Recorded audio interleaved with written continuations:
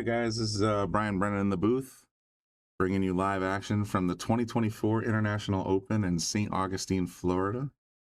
We have stage 2, round 1, so I think it could be technically called round 8, but stage 2, round 1, we're down to the top 16 players out of 128 that have entered this tournament on the 9-ball International Open. We're going to be bringing you our feature table today. Is going to be Fedor Gorst once again playing against Niels Feijen. I hope I didn't mangle that because the commenters in the last broadcast kind of skewered me a little bit for mispronouncing a name, but we're also going to be checking in with David Alcady and Victor Zelensky and and we're going to check in on Francisco Sanchez Ruiz, aka FSR, versus, and I hope I'm not going to mangle this one, Pijus, P-I-J-U-S, Labutis, L-A-B-U-T-I-S.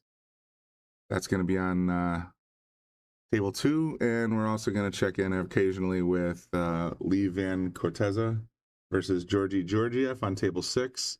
There are 8 tables running. One is on the main Simonis arena. That's going to be Carlo Beato versus Tyler Steyer. And if you're interested in checking out that match, I highly encourage everyone that's tuned in to check out the link on the bottom of your screen, digitalpool.net/accustats.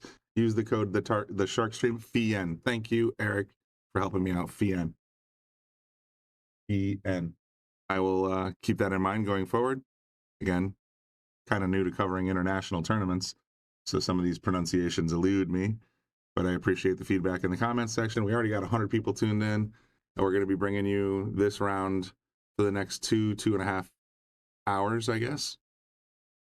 And thanks for tuning in. Make sure you hit the like button for me. Share it out there. Let people know that we are live today with coverage on the side tables. And by all means, if you're interested in the main table, check out the pay-per-view link at the bottom of your screen. Feijen. Okay, thank you. Mike, Bubba Han, Eric, hi. Both of you guys come to my rescue, everyone.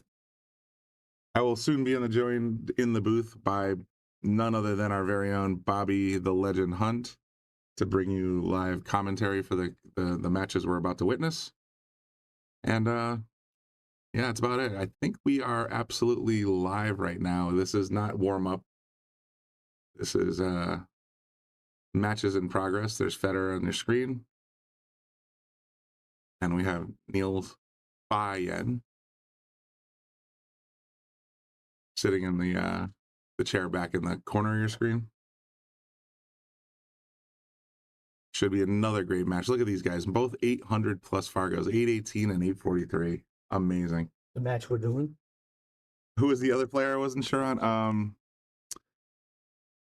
That player is, it looks like India, Pijus, and his last name is Labutis. So Pius, I want to say, and Labutis, something like that. I apologize, everybody, for mangling names, but I work in IT. I experience lots of names from around the world, but I'm still not great at pronouncing them just by sight reading. How's it going, Bobby? Fine. We still warming up here, or are they starting? No, I believe this is live. So Fedor just won the first rack. And Niels Feijen, F-I-I. Yeah, I know. I don't know this stuff. He stayed with me for a while, yeah. Niels? A bunch of years back, yeah. When they used to have the Challenger champion up at Turning Stone.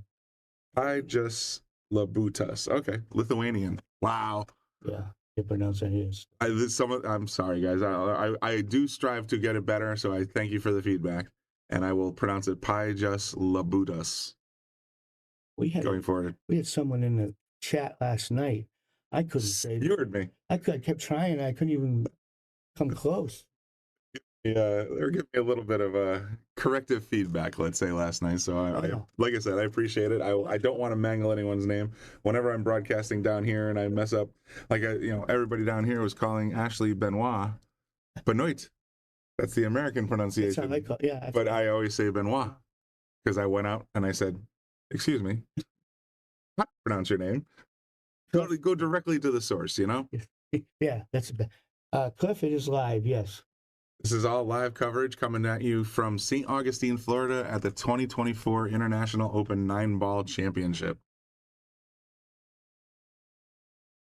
Spirited debate yesterday because I know when, and forgive me, folks, for that are tuning in, Aloysius.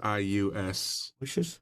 I pronounced it Aloysius because that's how I've always pronounced that particular name, but I was corrected that he prefers Aloysius.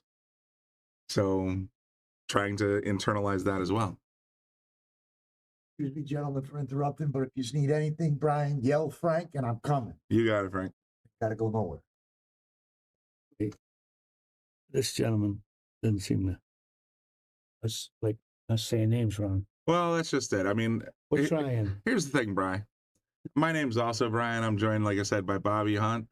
And this is only the second tournament I've covered live feeds from that have the top 30 players in the world participating. So I'm getting a little bit more exposure to these guys.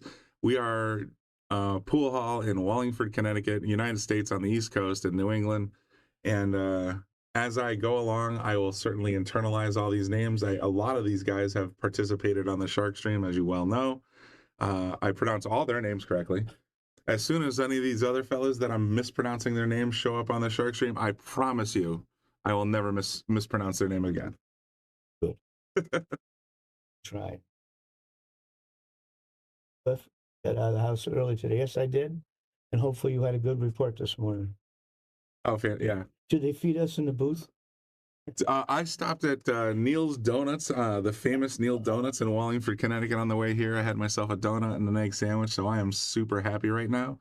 But yeah, Bobby takes pretty good care of us when we're here. When the cook gets here. Yeah, exactly. Yeah. Right now, the pool hall is closed. There are no players here. There's no kitchen staff. We have to go get our own beverages, and we've made do as best we can. But yes, Bobby does feed us in the booth when we're here doing commentary all day long. Thank you, Peter. Yeah, we got some great feedback yesterday. From we hit almost 1,300 viewers on the second broadcast last night, and 1,000 simultaneous viewers on YouTube. And so I'm super excited. We're breaking milestones here on the Sharkstream. Let's see. Once again, just not to belabor the point, but if you're interested in the pay-per-view package, by all means, click on that link on the bottom of your screen, digitalpool.net/AccuStats. Use the code TheSharkstream. That supports not only Digital Pool, the Sharkstream itself, but also the international tournament. A lot of that revenue comes from streaming and doing these kinds of things. So by all means, you guys were fantastic last night. I know we had at least another dozen or so subscribers that said that they were, and several gave away other memberships. I saw that amongst themselves. That was fantastic. So highly encourage such awesome behavior. He might have he went too far off the rail. He's going to catch the back of that. He's going to catch the 8 if he goes forward. Forward if he wants to get to the 7. And the difficult part here is if he see, I don't mind a little kinetics when I'm playing, because I can usually predict from all the straight pool experience which way the balls are going to roll. I think if he rolls forward, he's going to nudge the 8, but he's still going to roll forward into the 7. If he can go forward, then that's good. I'm just worried for that inside. That 1 inch could make a big difference. Yeah, if it just nudges and stops, the 8 just sort of goes down table. That's going to be a problem. Just fine. You were right. Well, we were both right. He got far. He got a little too far. Way farther than I expected. He's going to have to go up and down. Yeah, or he bang into the 9 when he back cuts the 7. But then you're gambling where the cue ball is going to wind up. Well, I mean, as I'm sitting, like, here's the problem. He could technically go by the 9, I think, here, and find himself in this scenario. He'd be happy if he can get over. If he can get around it, but if he nudges the 9, he's in big trouble. I think, yeah, I can't see him missing it. But I think that he could get a bank on the 8. Actually, my theory is even if you can't get position, if you have a full view of the 8, he gets to play the first safe. True. That's always an advantage if he can see the whole ball. It looks like a tough cut to me. But he went right by the 9, did the 3 railer. He's in great shape. He sort of disappeared for a couple of years, Niels.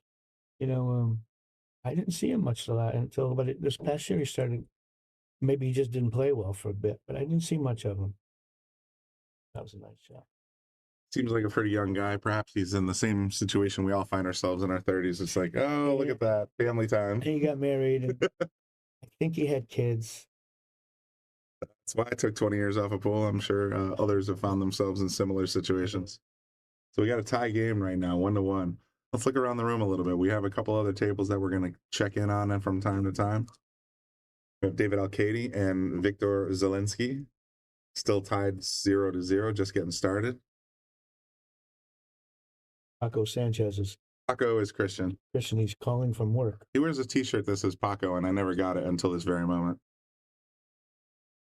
We also are going to check in on FSR, Francisco Sanchez Ruiz, and I'm going to go scroll back just to make sure I pronounce it correctly. Buddhist. I just love Butas, according to the commenters. Pijus, we got one says, Scott says Pijus, and one says Pijus, so I'm still going to screw it up. Pijus is apparently the one we're going to go with by popular majority. They are tied 1-1. Finally, on our fourth feed, we're going to do LVC, Levan Corteza. I picked it versus Georgie Georgiev. And Lee has been just dominating this tournament so far. I think he's going to, I mean, he's down 1-0 right now, but he's taken out some pretty big names. Every event he plays, I pick him to win. Yeah? When he's in America. Oh, he's been fantastic he's player. Been a quiet, great player for 20 years that most people don't even recognize him. Beat Fedor pretty easily in the first round or second round. That was it. He's the one that sent Fedor to the one-loss side, and Fedor's still hanging in there on the top 16. But it seemed like he was struggling a little bit, had a little bit of trouble with Jeremy Sosi. Love the fact that Jeremy Sosi held up so well against him. Don't get me wrong, and also Jonas Soto Camino, another fantastic player, sponsored by the Sharkstream, by the way. So I encourage you to go check him out on Facebook and check out his videos. Having said that, he did defeat Jonas 10-8 as well. That was a good match. Very good match. Jonas came out. It just seemed like Jonas at that last inning, when he took that tough cut and he hit it really hard.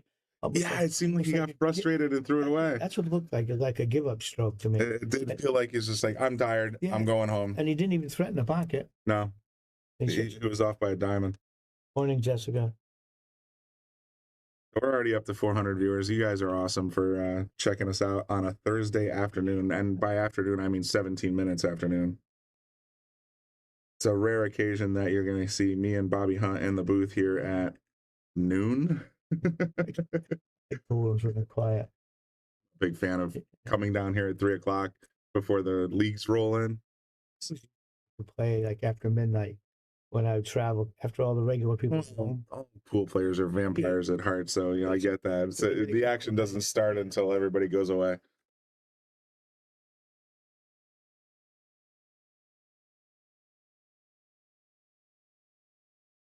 I assume that 3 goes by 5. It has to, right? Why else would he have played it that way? Because I think he's just going to bring it straight back, or he might even bring it a little bit this way. Yeah, behind the 8 maybe. I don't know. How much stroke he's feeling like letting loose. He went around. Did it beautiful. Nicely done. That must go. And Biano and Corteza. I believe they're going to be. Hang on, Filler's going to be at 2:45 on the main event. You can watch that on pay-per-view. So that's Josh Filler and Max Lechner. Right now, Carlo Biato and Tyler Steyer are playing in the main event on the Simonis Aramith TV arena. Again, if you want to watch that match, we don't have access to it here at the Sharkstream, but you can get it by clicking on that link or following that link at the bottom of your screen. Go to digitalpool.net/AccuStats, use the code TheSharkstream, and you can tune in to Carlo and Tyler playing as we speak.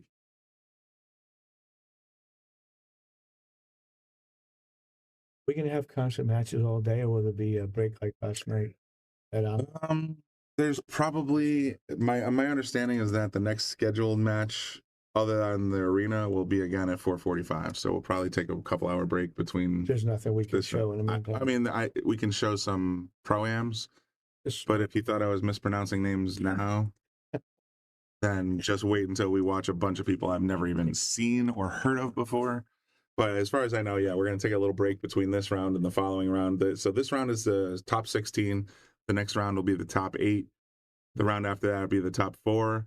We're probably going to cover the top 16 and the top 8 here at the Sharkstream. Don't know if we're going to have any access to the quarters. Plus, I would think they try to drag that out tomorrow, maybe. They might. Because it's over on Saturday, right? It's over on Tuesday. This Particular part of the tournament okay, then okay. is probably over on Saturday. And yeah, they have. You're right there. But they are also doing a 10-ball tournament and a straight pool tournament, which I'm looking forward to. Well, I told we have a player from Connecticut in the straight pool, Bob Medengen, and oh wow, he's good. He's down there. yeah, he told me he was going to. Good for him. Yeah, he $30,000 added to a straight pool prize pool. That's insane.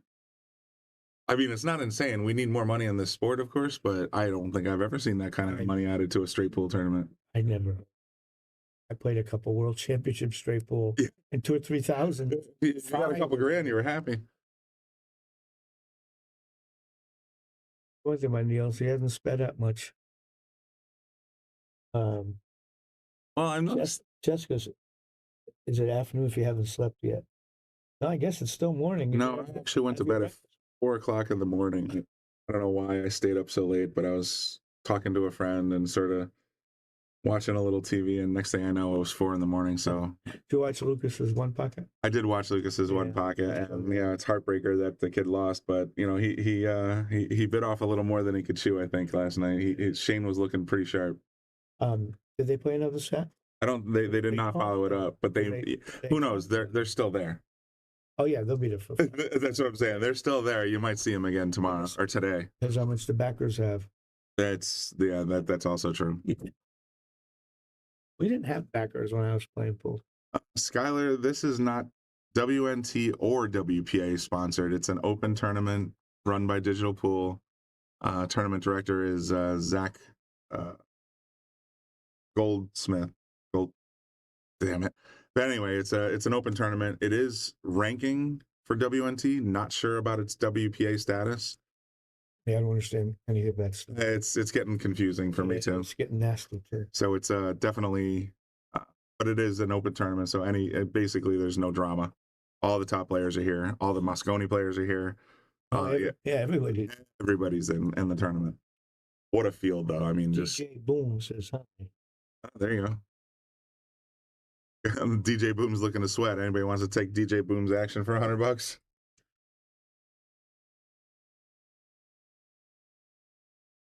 Big Red Beanie's back. All right, we're tired of talking about strip club. Big Red, just saying. Oh yeah, we talked to him quite a bit last night.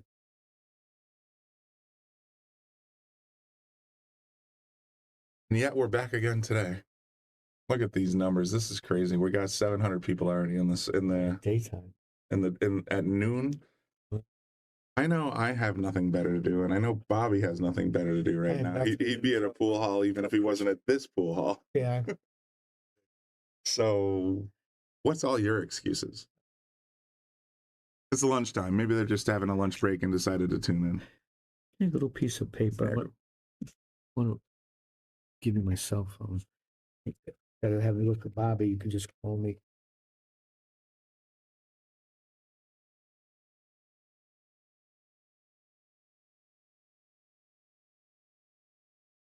Chris, mathematically speaking, I've seen the analytics when it comes to the Fargo rate formula, and I've seen some of the other things.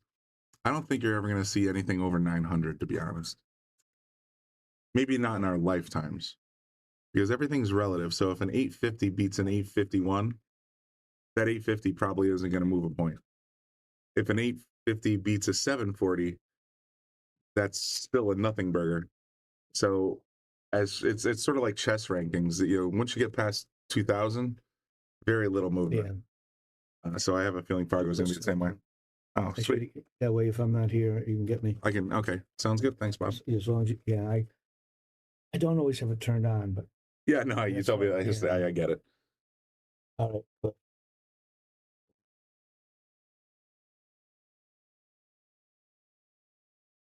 welcome, Dan. Well, thanks. I mean, thanks to you guys for tuning in. I mean, we wouldn't be doing this if you guys weren't going to come join us and hang out for a little while. So Thanks everybody for liking the stream. Hit the like button if you're on YouTube. Hit the like button if you're on Facebook. Hit the notification bell. Hit subscribe, whatever you want to do. Follow us on either platform. And if you want to support the stream, by all means, join as a member on YouTube or subscribe on Facebook. $4.99 a month gets you entered into the monthly raffles, which is usually $300 to $700 worth of prizes. We also have exclusive members-only content that you can only access by being a member. And there's a lot of other perks to being a Sharkstream member as well.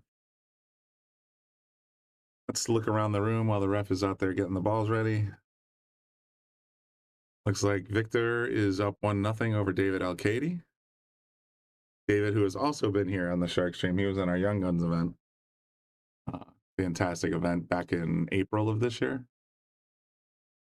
So yeah, definitely, if you're a member, check that out. It was a fantastic doubles match between, I think it was him and Jonas.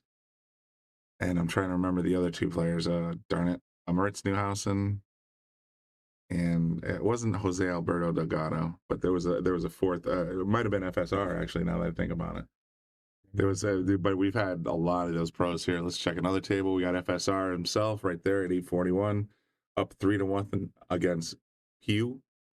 Darn it, I gotta scroll back again.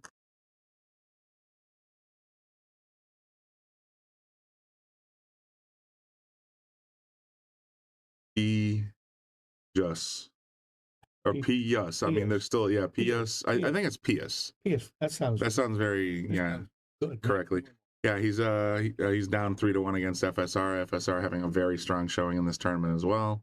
And we look forward to seeing FSR in the Mosconi Cup in a couple of weeks. That's good. Well, as a U.S. fan, not as excited about FSR, but I get it. You European fans, he's your guy.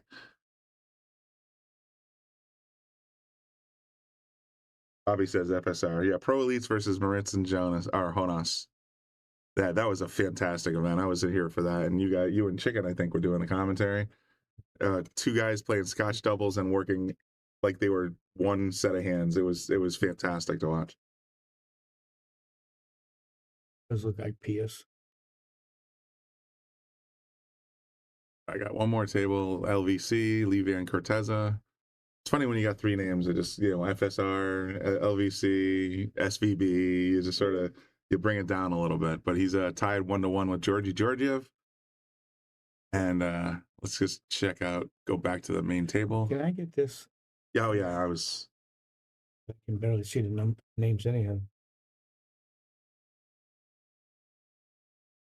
A couple of names. Oh, we got a couple of people helping. Oh, that's RVP Gaming saying.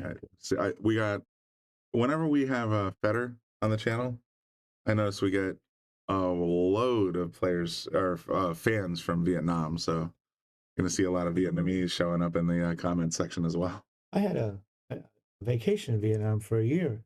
You had a vacation? Is that what we're calling it? Yeah, it was my high school trip. But I didn't see any pool over there when I was there. It was a little bit of a different scene back then. They didn't even have electricity when I was there. Yeah.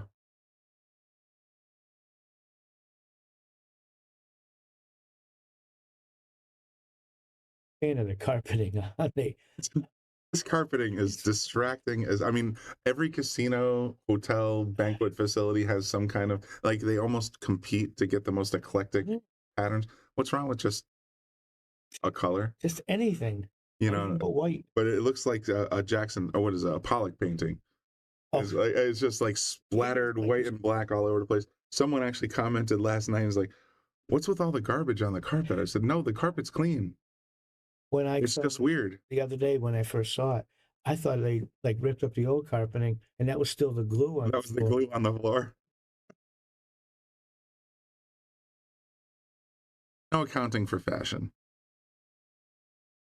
But yeah, even like I said, casinos, banquet halls, conference facilities, all these things, they seem to compete for, okay, this is the strangest looking decorations we can get. It says it's part of their plan. That's pretty sharp. Keep shit distracted from the actual action. Cliff's the guy I call who explains everything to me. Oh, is that right? Yeah.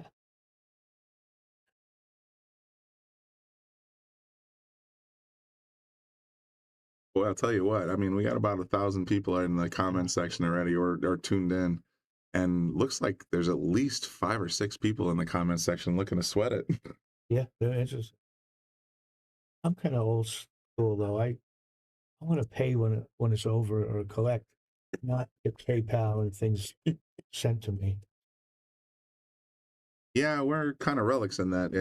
I see a lot of action matches down here. It's like, okay, show me your Venmo or show me your PayPal, and then money changes hands without actual cash. It's the strangest thing. I would have trouble with that.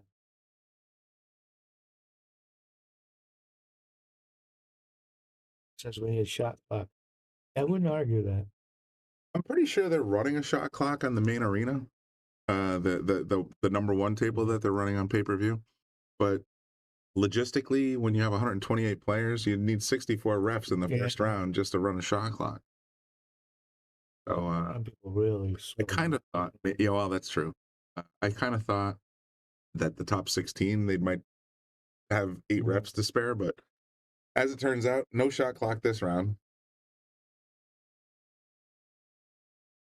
They're free to take their time, think it through, jump up and down at the table a couple times.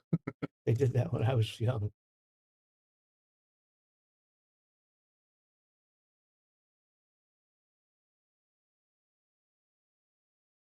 Jack's looking for tickets to the Moscone. I know that Moscone's website was still selling pages as of 3 days ago, or selling tickets. Don't know if they're sold out yet, but we're getting down to the nitty gritty. It's in the first week of December. 2 weeks from now. Yeah.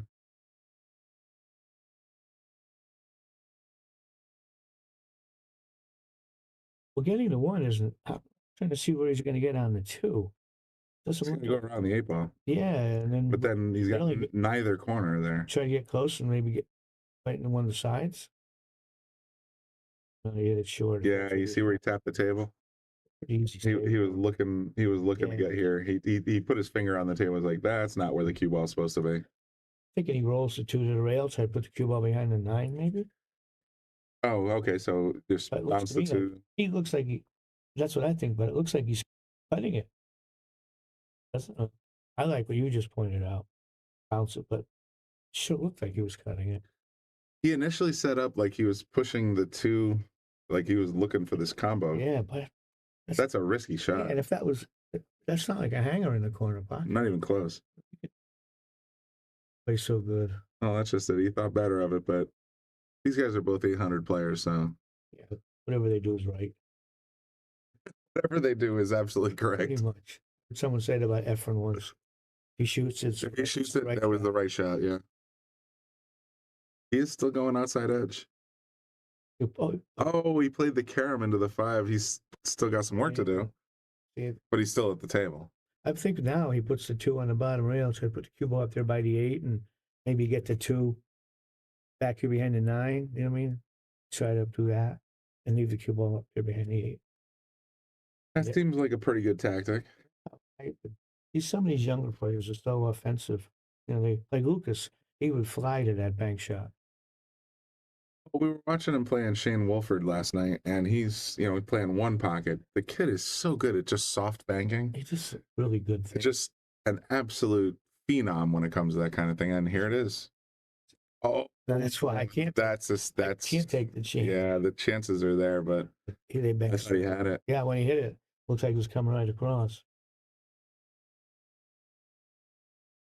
Yeah, okay. Bobby's on his phone. He's saying, "Hey, can we get some sharing? Let's everyone go. Let's go, everyone. This is amazing."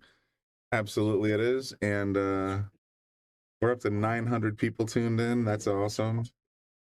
Just do me a favor, like I said yesterday, click that like button on your phone, on your tablet, on your TV, whichever one you got, and share it out if you got the time.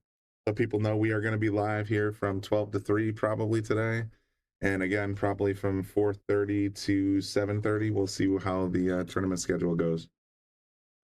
Bobby was after me for 1K, and we hit it twice yesterday. Now he's looking at 2. Keep raising the bar, Bobby. Keep raising the bar. What's Niels? Are you going to try to just draw it straight back? I think he would. I know. Get that sweet stroke. No, right? I haven't drawn a ball like that in 25 years. He went 3 feet too far. What a stroke. Providence in the house.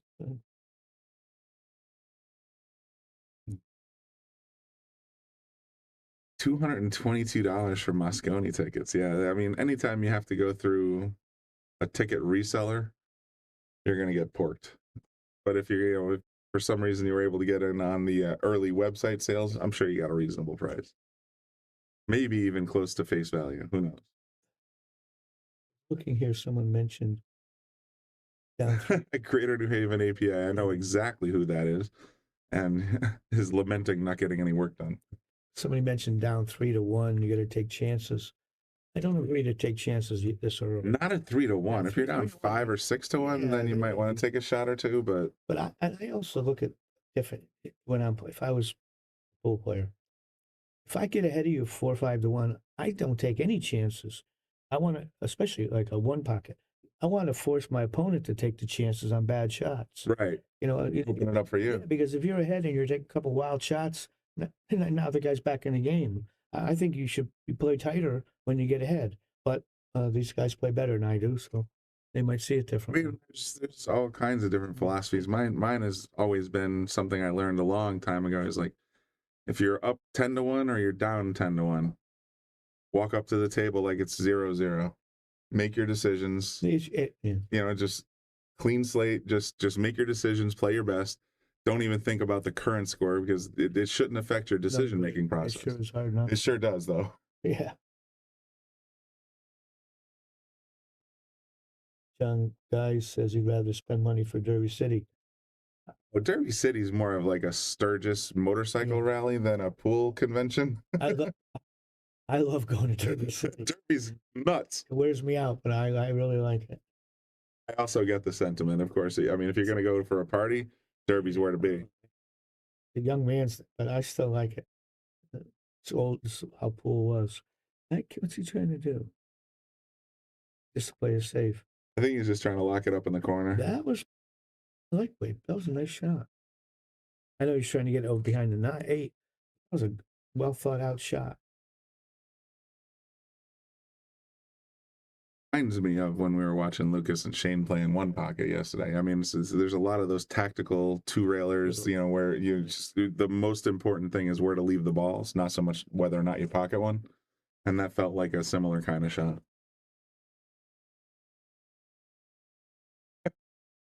Thank you, Peter. Thank you.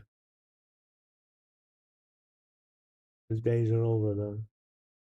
Oh, I still see you hustling down here every once in a while.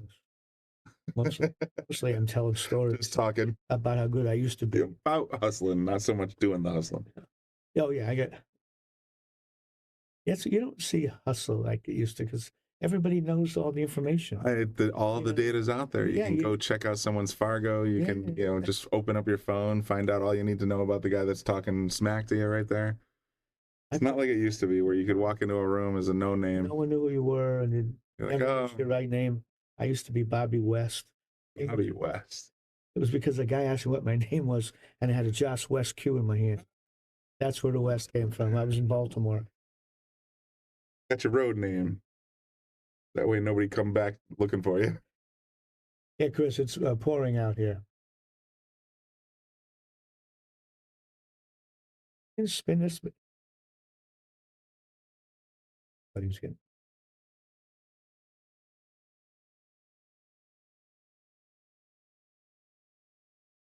Yeah, the weather reports I got from St. Augustine was that it was going to be colder today, so the ball should be rolling faster. But I've also heard reports that it's raining out there, so that means it's more humid, so the balls are going to roll slower. Honestly, I've never gotten to the skill level where the weather affects how I shoot. If the door is open and you if the door's open, it might affect you. Yeah, that's hard. The great pool player of the Philippines named Santos. He hung around here for about a year, and he was better than I was. But one day, every ball he shoots, he spins it. So one day we were playing, and the doors were open. It was pouring out. It's the only time I ever really beat him because his spins did. Because the spin wasn't. It was just glancing off. Yeah. But he's the most. I never saw anybody spin the ball more than he did. Yeah, there's a lot of guys that I was coming up with. I mean, NAS Step's a good example, but there's a lot of these guys that they can't not use English or draw or follow. Like center ball is Look at that. the last the last chance. Oh, Fedor. How did it? I'd like to see that one again. Enough. The rollback. What? How did he get that much spin on it? Went straight in. Yeah, he caught the outside edge, had a lot of right English, and it just went straight in the side. Why they're not rolling well when that happens?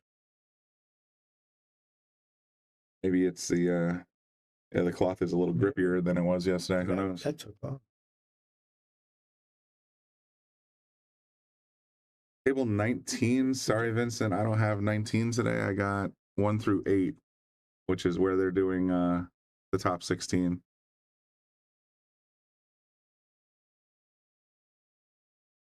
Hey, Hector, how are you?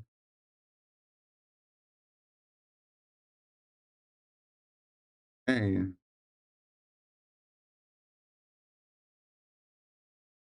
Niels up 4-1 now. These are the tables I got right now, fellas. All right, so we're going to check out my B feed, which is David Alcady and Victor Zelensky. Victor is up 2-0. I also can access FSR, Francisco Sanchez Ruiz, who is up 3-2 against Pius Labutus.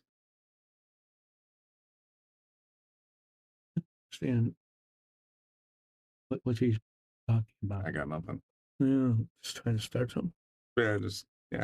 So bad. Yeah, well, UConn Ed says it's raining in San Augustine. It's raining in St. Augustine. It's not raining in St. Augustine, so it's dry but cool. Oh, you're right. I got it back. So, Craig, you're absolutely right. If you go to digitalpool.net, just like you see on the bottom of your screen, you can check out the pay-per-view package, but you can also check out the bracket, the live scoring, the player list, the payouts, all that good stuff is in there. I'm thinking he banks this towards the 6 and try to put the cue ball behind the 7. What was the intention? Yeah, just a little short. But I think he's going to get the worst of this, though. Can't let a player like this see the whole ball. Yeah, because they're just going to punish it.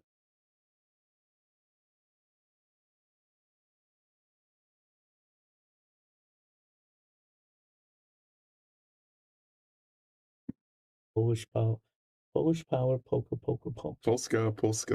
Okay. Let's see.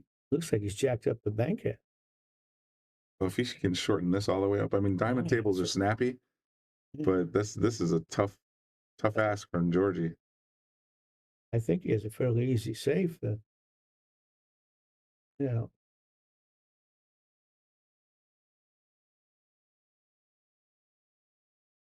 Off the 8. Wow. I don't know if he played it that way. I don't think that was the intent, but that's how it went.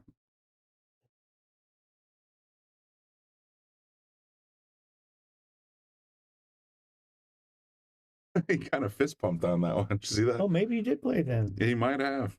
Yeah. We're back to our main table. We got Niels and Fedor playing 4-1. See, Fedor's it's interesting I mean, he's one of the top 20, 30 players in the world. If he's playing, and but it feels like we've been covering him a lot here on the Sharkstream, on the side tables. He struggled a little bit against Jeremy Sosi, but eventually won 10-8. He struggled a little bit against Jonas, eventually won 10-8. He played another match last night, and he didn't win as decisively as you might have thought. And now he's down 4-1. Yeah, I wonder if sometimes they play too much. Yeah, there were a few people in the comments section saying something similar. It's just like, he needs to take a break. But look at all the other sports. Players take time off. Oh yeah. Well, that's one of the fundamental problems in pool playing. You got to play 52 weekends almost just to make a living. Yes. So taking 20 of them off just ain't an option. But I think you got to get worn out sometime. Totally. I mean, get a little R&R, enjoy your, just unwind. But who can say what's in Fedor's mind right now? He's a fantastic quality player. He's and to someone else that commented last night, it's not the guy that you got to worry about that just makes every shot. It's the guy you got to worry about that just, when he's not playing well, still comes through. And so far, that's been Fedor in this tournament. And the other, Struggling, but winning. in the booth the other night, someone was talking about that he likes to practice multiple hours every day, and he can't do it at this event. Yep. And it bothers him. He feels like he's not getting enough table time, even though he's playing 4 or 5 hours a day. Yeah. But he needs more time than that. Well, he must love the game too. Oh, he obviously does. Yeah.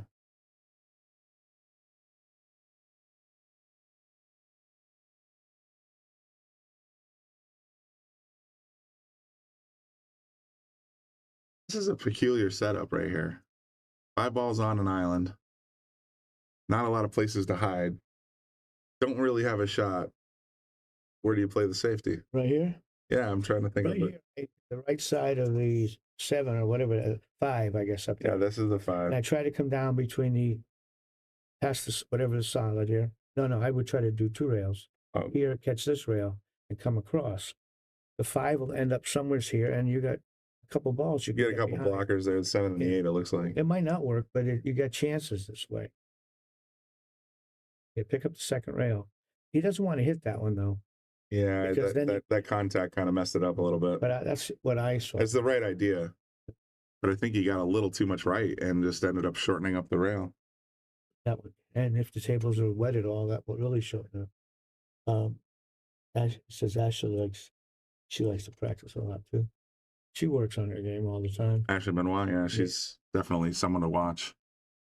She's been skyrocketing in the tournament scene for the last 6 months that I've been following her. She's doing very well. Traveling, doing her thing. She works at it. And she does come down here for her list match. She's in her number 5 spot for our list. That's pretty when she does come down here, if she's scheduled for 7:30, 8 o'clock, she's here at 4:30. She just comes down and practices, gets in the groove. You gotta admire her dedication. Jeremy, it's Brian Brennan and me, Bobby.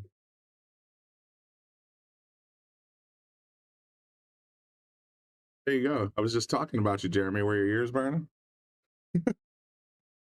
I was saying Fedor was having a hard time playing with you, and I admire the fact that you hung with him as well as you did. I thought actually you might be able to pull it off, but yeah, definitely, Jeremy. You guys, you did fantastic so far, in this tournament so far, and I enjoyed watching you on the stream. He's a great player.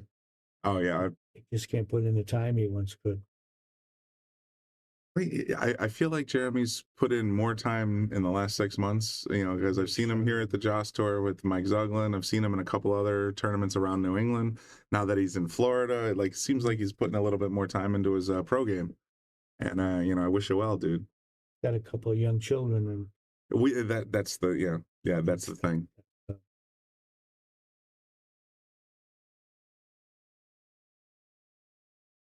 All right, Gorst, bringing it back to 4-2. Nice. We don't even have to keep score, huh? That is kind of a thing. I have to sort of, especially later in the sets, remember to turn off the scoreboard because the live feed is 30 seconds ahead. Told me that last time. The scoreboard is 20-30 seconds ahead of the live feed. It's a technical glitch, and I'm sure Zach will work it out for us. But here's something I like that they're doing with the referees. They're having the matching shirts. Oh, I was commenting on that yesterday. I was like, oh man, even the refs got solid jerseys. That's a nice You're gonna put in the time for the tournament. Yeah, I want a jersey. Yeah, I think and what I like. It's like such a class. They're not taking 10 minutes to rack the ball. They're Johnny on the spot, man. I think they're a great job, and Pat does a great job anyhow. Let's do another little quick score update as our referee is getting the balls ready. 2-2, Victor and David. So still a close match there. 3-3, another close match, Francisco and Pius. Another thing I noticed about these players, none of them have any body fat. Yeah, there's not a lot of chubbers like myself, just sort of. I mean, I'm just saying that these guys. It's like golf too. The other thing you used to see like John Daly and some of the old pros. They got themselves a little beer gut on them, man. It's not like that is now. They're all going to the gym. Finally, we got Georgie up 3-2 against Lee Van Corteza. Lee Van Corteza having a very dominating performance so far on this tournament. So we'll see how that goes. Travis Lynn's asking why hasn't Jeremy been in Moscone for as well as he played? Yeah, there's a lot of people wonder that. I wonder that too. Yeah, I mean, he's a couple times he was like number 4 and he got past. That's That was pretty poor. I mean, it's top 3 are seeded based on earnings. Yes. But then the next 2 are at the discretion of the captain, right? And if the captain's friendly with one, Captain's got a buddy or whatever. It's just there's reasons. And if I was captain, I'd put my friend on there too, if I could. You have to understand that kind of friendship and loyalty, but at the same time, you're like, we want to win. USA. Let's bring the best in. We'll see what happens though this year. I think USA's got a good chance at taking it down, given the changes that have happened in the lineups. Yeah. So, but you never know. Europe's been very dominant for the last 3 years.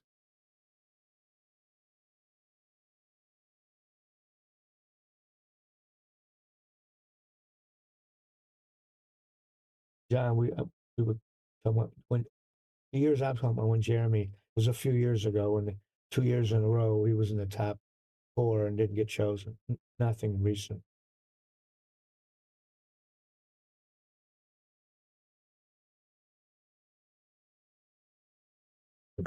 Prop Joe. Okay, are you affiliated with Digital Pool? I know I talked to Zach a while back about the discrepancy between the scoreboard and the actual the feed, but if he can figure out a way to sort of just put a little timer in there, that'd be fantastic. If not, we'll make do by hiding the scoreboard every once in a while.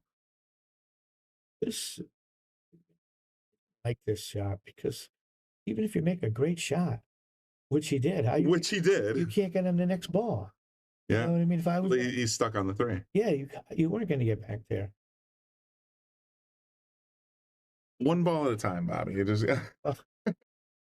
Well, it's great the fact he even made the ball. That was a fantastic little jumper. I think if you're going to shoot that, he might have overcut it, so at least you had a chance at playing it safe with it. Mm-hmm. Now your chances of playing a good safe are diminished because you got to figure out how to get over all those balls. Yeah, there's a lot of traffic to deal with.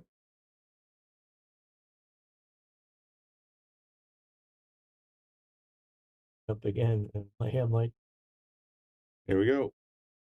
So he is jumping again. Yes, he is. He's probably going to try and stop it right there behind the 9. If he's going to start, yeah. And just shoot the 3 up table. Yep, he hit it perfect. And it came out perfect. I think he's going to be okay. Little rail first might work here. You know, I don't know him at all, but he seems a little lackluster today. You know. Better? Yeah, I don't know why. It seems like something's missing. Might have that same spring. Yeah, something.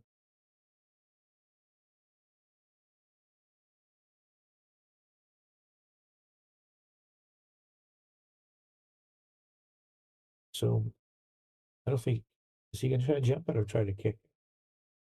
That ball, 8 or whatever it is, 7. I don't know what that ball's in the middle of the table right there. That's huge. So look, is he jacking up or massing it? It looks like he's jacking up, but I'm not sure which way he's going, jump or masse. Now he's grabbing a different cue, so now I believe he's going to go for the jumper.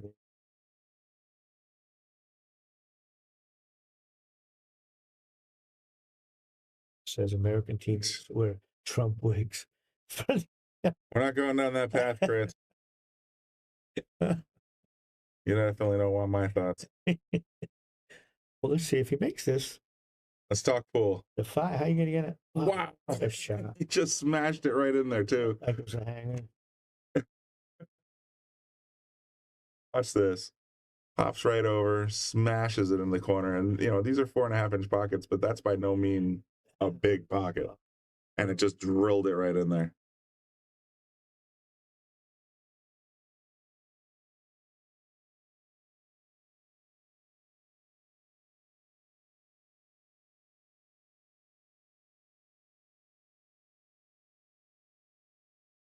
Think he's going to slow roll towards the screen 6 ball? You gonna It doesn't look like it really has a whole pocket. second here. Hit a 5 up in the corner. Oh, okay. Yeah, well, you do the same thing there. Okay.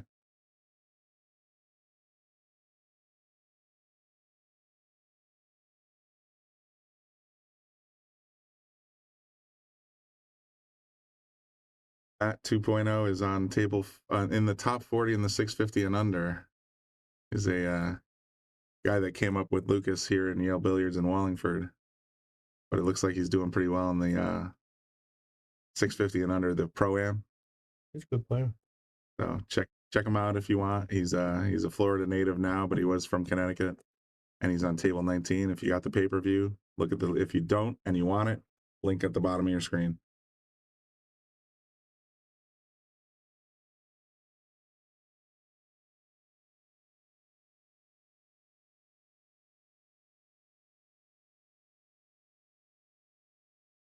This man doesn't make many mistakes.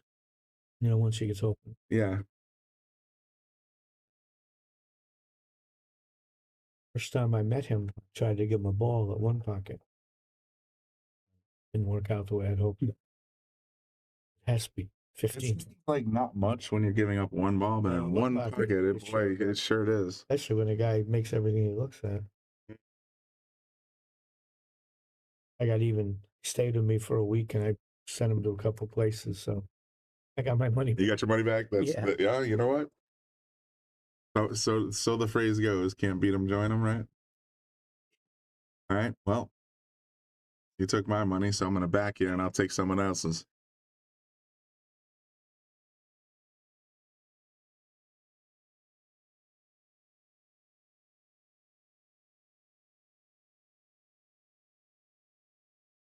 All right, Niels is up 5-2. Fedor's got a draw on the well here a little bit. He's struggling, and this is single elimination now, so I believe it's single elimination. I should probably double check before I say that. Stage 2s are typically singles. Let's get our facts straight before I start talking. So stage 2. I'll put the link in the brackets section, or I'll put the link in the comments section so people can check it out as we go along. Yeah, it's a single. Top 16, top 8, top 4, top 2.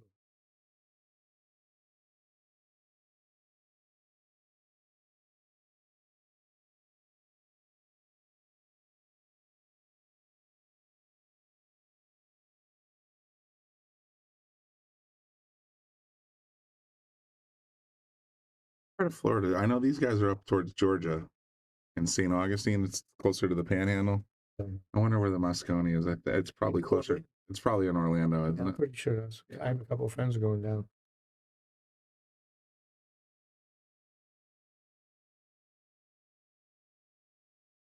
Rebe Royale in Orlando. You can go check out the House of Mouse and all the other fun stuff that's down there, you know? Yeah, I'd pass. I had some good times in Disney World when my kids were younger. Yeah, for the children. Yeah. That's what the only thing that'll get me there.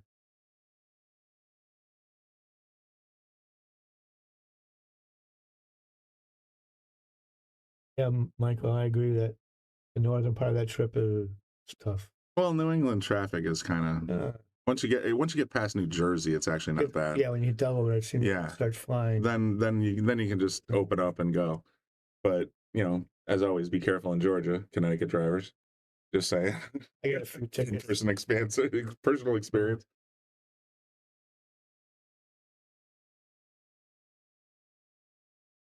Yes, the Moscone Cup this year, we will have Bobby Hilton himself, as well as our roving correspondent, Austin Cofrancisco, and technologist extraordinaire, photographer, social media wonder.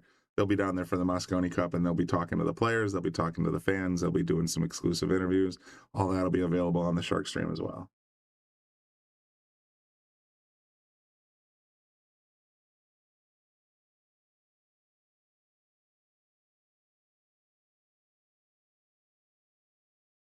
I never shoot before he's ready.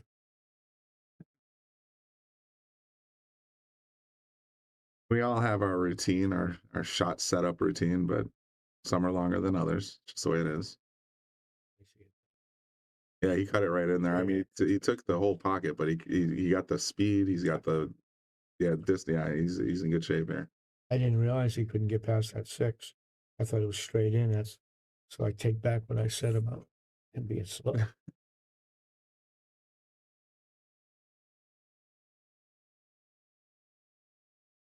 Window sucks. Lefty says. If you live nearby. When I used to go down that way for vacations, we didn't stay in Orlando. We actually stayed in Kissimmee, and that was a nice town. That was a nice stroke right there. Yeah. I like the way he played that. Right. All right. That's where the ball wants to land. Can he hold or does he have to go back and forth? I believe he can do a little drag, draw, and hold. A great stroke to do that and hold it.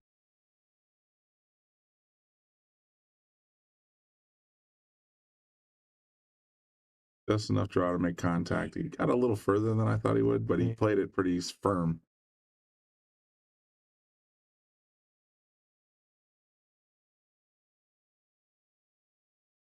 Johnny C used to live in Kissimmee. Yeah, I found it to be a really nice town, and I enjoyed staying there when we'd go down to Disney World with the kiddos, and Lake Buena Vista was our timeshare, but we spent a lot of time in Kissimmee. I used to golf pretty much daily at the Kissimmee Golf Club over by Willie Nelson Drive, believe it or not. He had a place out that way a long time ago, before he moved to Hawaii, I believe. Comes across, gets great position. 6'2" Niels. This man isn't intimidated by anybody. He's played almost perfect, hasn't he? I can't remember. He has not made any mistakes that I've seen, and he's not left any openings for Fedor. So it's just jump shot. Yeah, made some fantastic jump shots. So he's coming in hot. Yeah, I haven't been there in 10 years, Johnny. It's when I was there, it was a fun place to visit. They had some pretty cool flea market, some nice golf courses, some some nice resorts. I'll keep that because the golf course I went to was the Kissimmee golf course. It was over by the airport, and I damn near hit a plane once on a par 3. It was pretty cool. Yeah, they must have thought so. I mean, I've hit squirrels, I've hit geese, I've hit ducks. I've hit trees, tons of trees. But I think that was the first time I came damn close to hitting an airplane.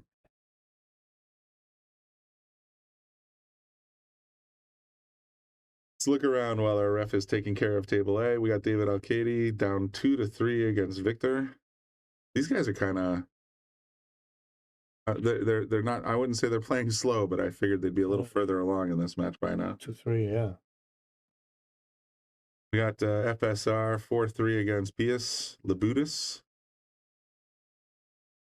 They play 5 FSR's at the table, kind of studying.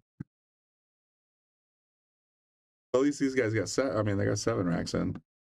We're an hour into the tournament, or hour into the round, and here's another one. We got 7 games. Levan Corteza, who, like I said earlier, has been very dominant in this tournament, is down 5-2 against Georgie. Georgie having a hell of a day so far. Looks like he's jump one more right now. It looks that way.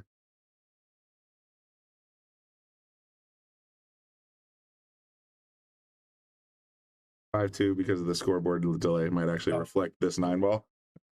Having said that, though, Georgie seems to be having a great performance so far, and fantastic. He's one of our.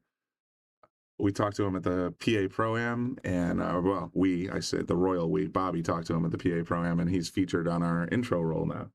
This is Georgie Georgiev. Join us on the Sharkstream. Where's he from? Wow, I don't recognize the flag.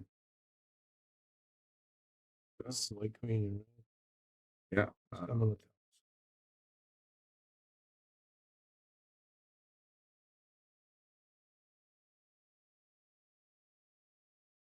He's not. All right, so the Georgie Georgiev is apparently common enough. There's a football player, an alpine skier, a hurdler, a judo champion. I thought there'd be one.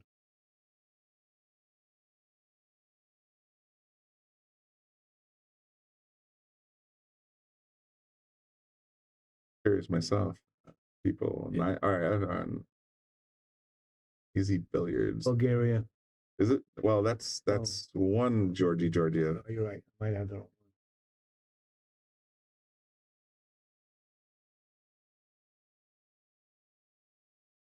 It's definitely him, He's but staying in California.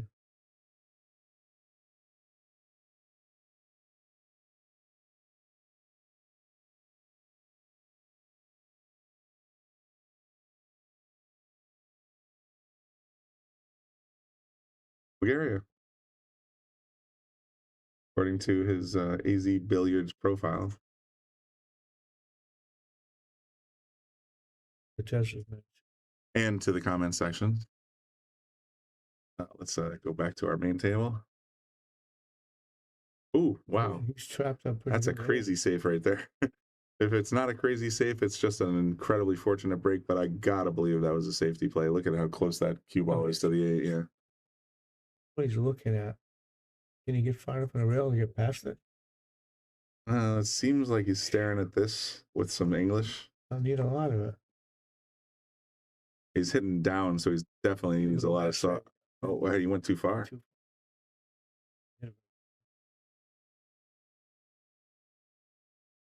We get to see much of course.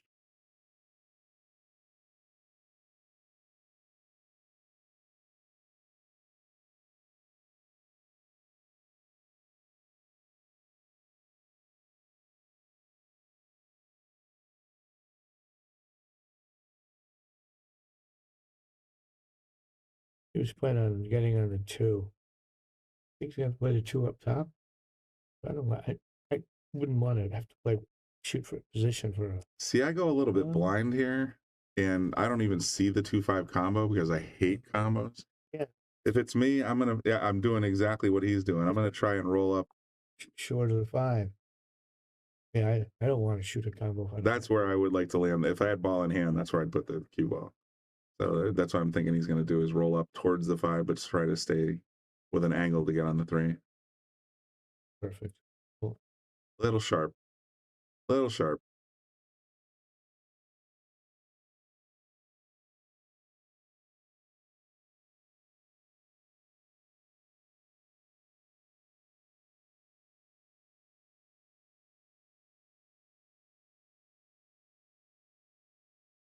A little bit of jitters on the feeds.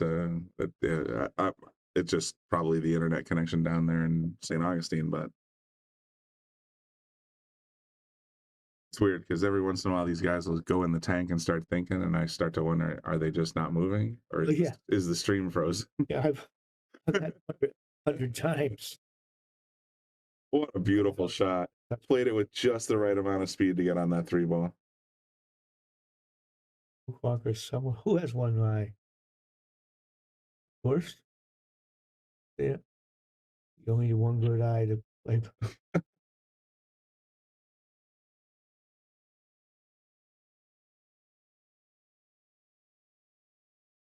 Really liking Gorst to get out from here.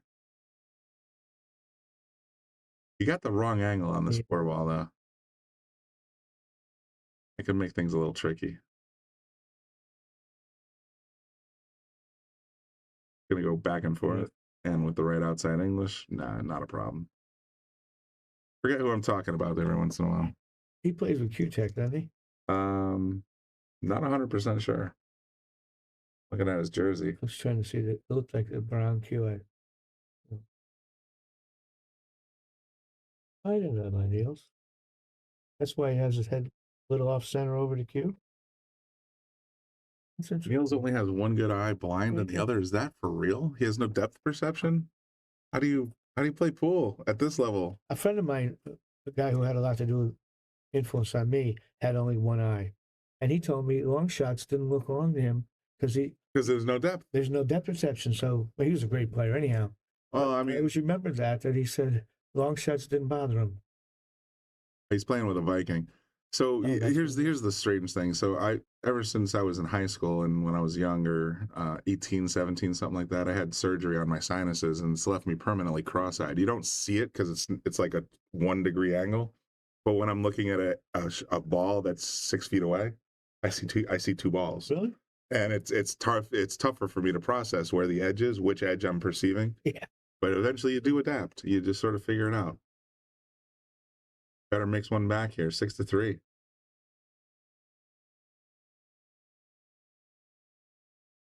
Yeah, Luke, I was doing pool school here at Yale Billiards this summer, and I noticed one of the students that we had was I was teaching, but one of the students is right-handed but left eye dominant, and I noticed she was setting up Yeah. very squirrely, and I was like, "Hang on, let's do a quick exercise."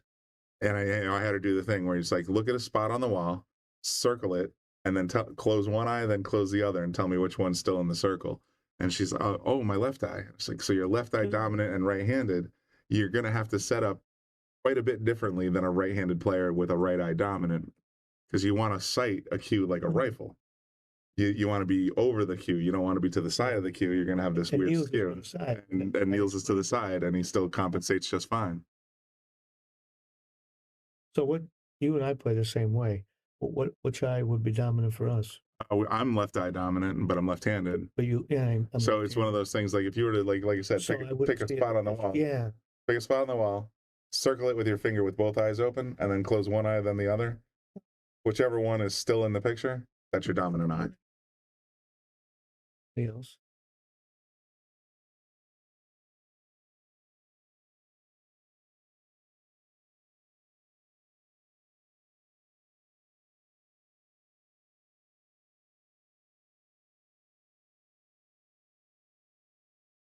Amblyopia.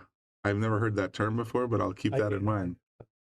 Yeah, it's a very strange. I mean, for me, it's strange. Michael said very well said, Brian. Well, there you go. But you know, it's strange. There was I mean, without going off too far on a tangent, but I read a study once of scientists that actually put prismatic glasses on a set of what's the word? Set of subjects in this experiment. The prismatic glasses were designed to flip the image from right side up to upside down, so they were perceiving the world upside down through these glasses. And the experiment basically showed that the brain, after 2 days, was able to invert the image mentally, and they were able to see just fine, function just fine, while viewing the world through upside down glasses. The funny part about that experiment is then they told the subjects to remove the glasses. And now without glasses, they were seeing the world upside down because their brain was auto-correcting for the upside down image, and they couldn't function, they couldn't write, they couldn't, for another 2 days before the brain rewired itself for those images. So to that point, if you do see double, yes, you're correct. Eventually your brain will say, okay, here's how to compensate for that and perceive the world correctly. Amazing, Brian. It is weird how our little gray matter works. As long as it gets the job done and you keep killing it with alcohol every once in a while, it's all good. That was a Homer Simpson quote. All right, brain, I don't like you, you don't like me, but let's get through this and I'll go back to killing you with alcohol.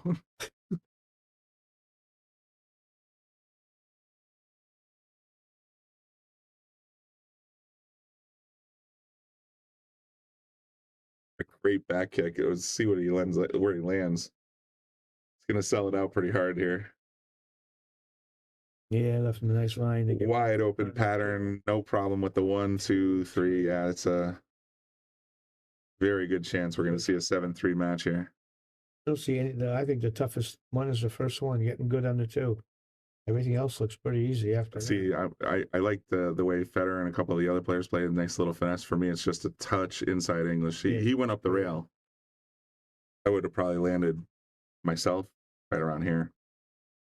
Okay. Sort of push the 3. Oh, too much. That's what I would have tried for. But who am I?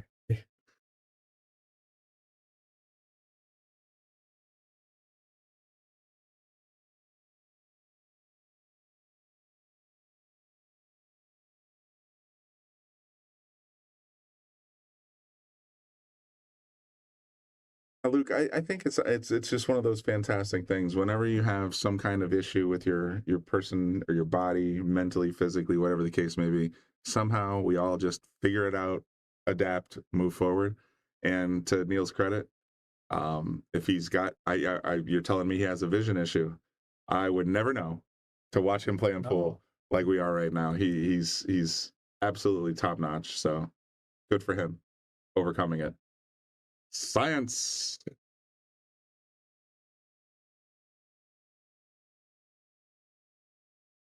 That's a sure. Kill it with alcohol.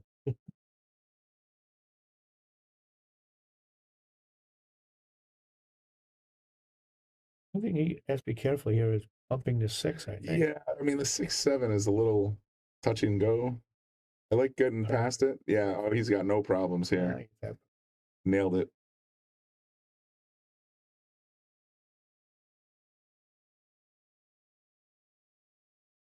So once he gets to the 7, is he going to come around the 9 for the 8? I would try to draw that back to the short rail right here where he's standing and cut it so the cue ball. No, I wouldn't want to cut it. The cue ball goes this way. Oh, you're going to go inside. Yes. Well, because that green ball will be gone. So it's not an issue. The green ball would be gone, and then, yeah, you got that I like approach shot. Yeah. Looks like Niels agrees. I've been remiss on getting rid of the score overlay and the spoiler alert. But I have a feeling that Niels is going up 7-3, just saying.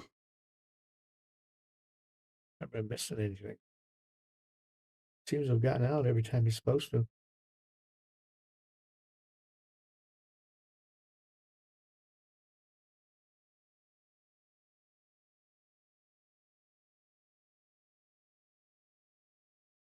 Nice touch. I mean, just talk about a tap in. Oh.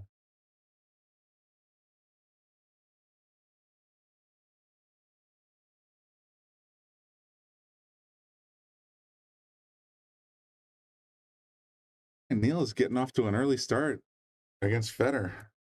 Yeah, I don't think he made any mistakes. No, he's been playing absolutely perfect ball, I think.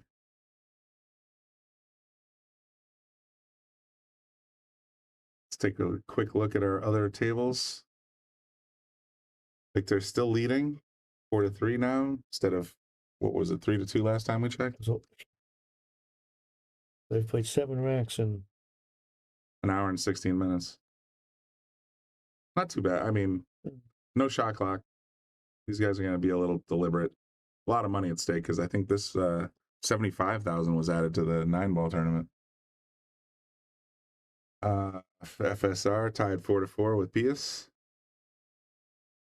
Another great. I mean, FSR has been having a fantastic day or week, I should say. Oh. Trying to use the force there to keep the 2-ball from going where it didn't want to go.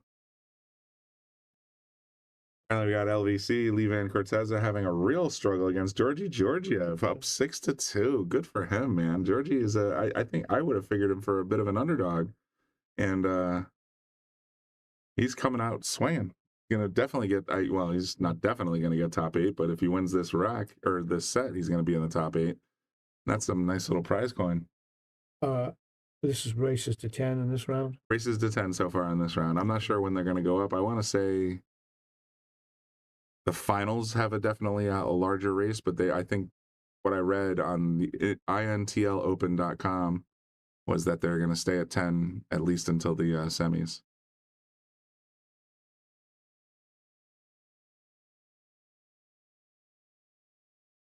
Yeah, back to our main table.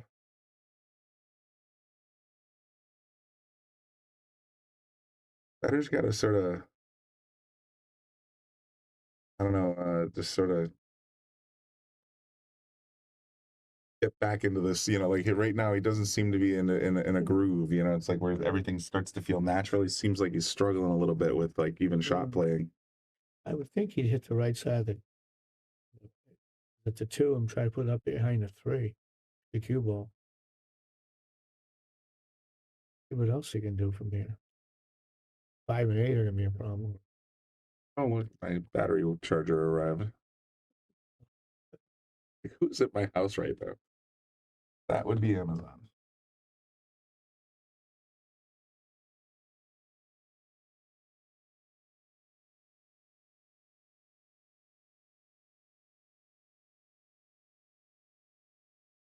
I mean, I'm just sort of catching up a little bit on the comments, and people are still talking about eye dominance and handedness and everything else. I mean, I'm ambidextrous. I do same as Bobby. I write left-handed. I shoot left-handed. I throw darts left-handed, but I bowl right-handed. I golf right-handed. I throw a ball right-handed. There, you know, it's just sort of like if it's power, it usually goes to my right hand. If it's finesse, it goes to my left hand. And having a dominant left eye seems to be conducive to that finesse piece of the equation. I realize that a lot of players are same eye dominant as their hand. It's just how you're wired most of the time. So it did strike me as odd when I was like I just alluded to earlier when I was coaching someone who was cross-eye dominant. So right-handed, left eye. It's like, oh man, how do you get your chin in the right spot? You know, like it seems weird, but I realize now that there's a lot of people out there that do that, and it's just the way it is. Yeah, can't account for human nature, right? Jake, how are you? Been a while since I've seen you around. Hope you're doing all right. Oh, Ooh, that might be the first really bad shot he's hit. He missed that fairly significantly, and Yeah. I think I don't know, maybe he's just a little. He was trying to do a lot with that cue ball. He was, yeah, To that's break up true. those two That's true, but tables. he missed that by a solid inch. Thinking of carrying him off the back of the 8-ball in this shot?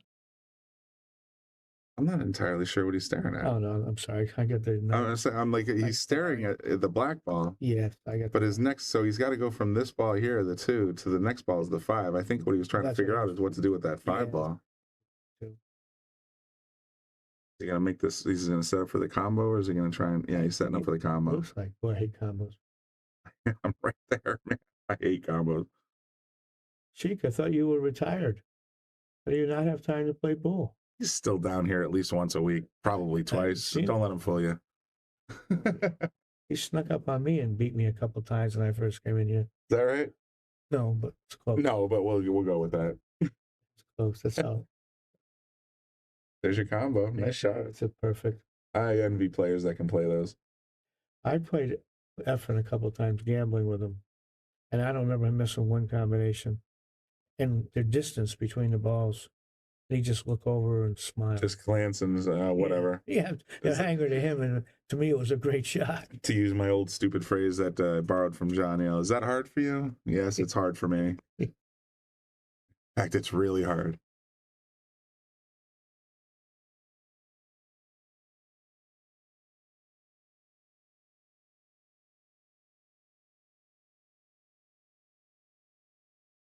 He got bad on that one. Yeah, He's I got mean- to come with a pretty good shot right now. I mean, Was he playing for the side and just hit it too I hard? think that's where he was. I would say he was probably trying to go straight in and just sort of pull it back. But now he's got to kind of pull one of these shots. See, there's It's a very touchy shot because in order to get the 8 into the pocket, the cue's got to be moving pretty going good. fast. Yeah. I'm thinking he can cut it to the lower right here, but he's got the cue ball fly.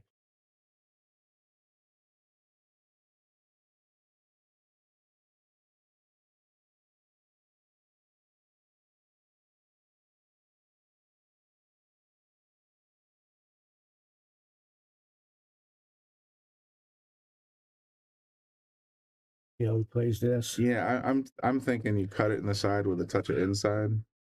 Take the longer shot on the 9. You know, it looks to me like he might be banking it, Brian. No. Well, look at the low right. That would get him over there. He That got was- over. He might have. It worked. There's the my bad, sorry wave. But I don't believe in that myself. If it happens, it happens.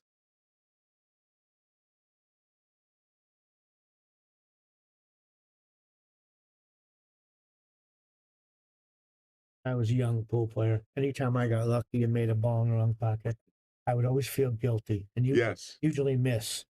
And The next shot. yes. Well, a friend of mine, Larry Goscotti, was a great pool player. And one day we were playing and he did the same, missed the ball in another pocket.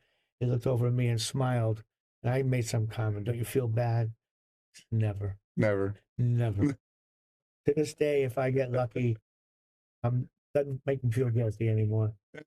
I feel the same way. I think I was the same way when I was playing pool when I was younger, and it's just like, it happens to everybody. It really does, yeah. The little hand wave is not going to make your opponent feel any better or worse. They're just going to be like, yeah, whatever, dude, just finish up. Shoot. And there's no point in just saying, oh, I shouldn't have got that, so I'm going to blow this next shot. Hell no.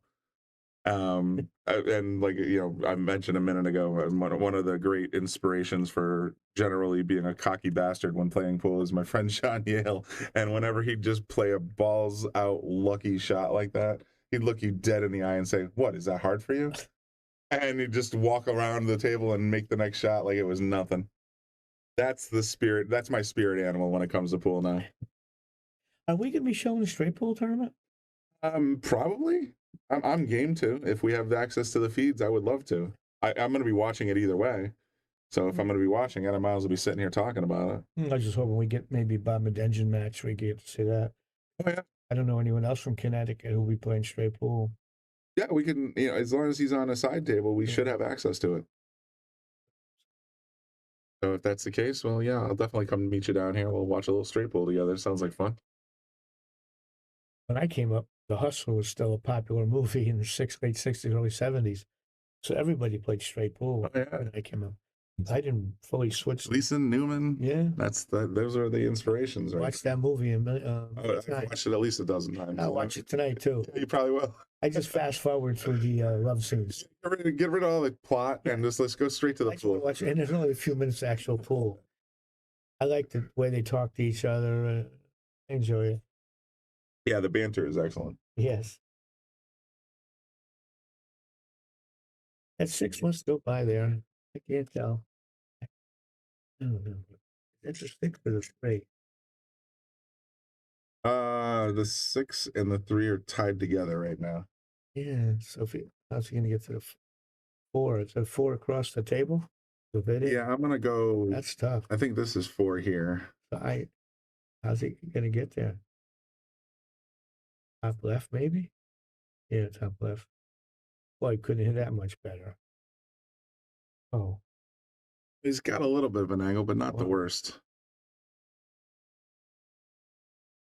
Oh, I hope we get to show some straight pool for you. Yeah, that'd be fantastic. I mean, like I said, as long as we have access and permission to broadcast, I'm happy to bring you as many matches as we're allowed. It's a mutual admiration society in a way. It's like everybody benefits. The International Open benefits from having the exposure. Digital Pool benefits from having the equipment and technology to bring you all this wonderful footage, and the pay-per-view itself. And the Sharkstream benefits by being able to sort of bring this content to you and get it out there. He overcut them. He did. I do that a lot when I'm get that crazy cut up the rail. Yeah, that was good.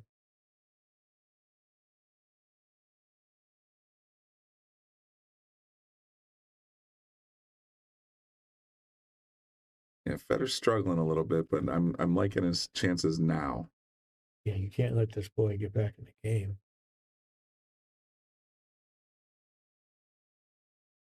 Finish him every time you get to the table.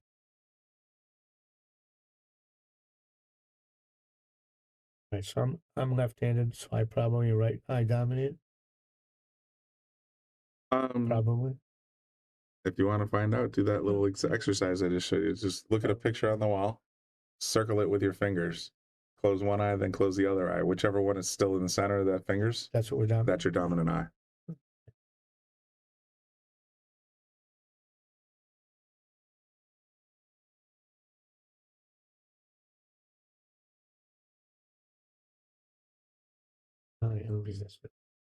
But that 9 might have been in the way if he went straight. I think he actually hit a little half a tip of draw on there to keep it from getting in there. That's not it's a good shot. He's getting on this 8's going to be interesting. Just gets to the center of the table on that shot.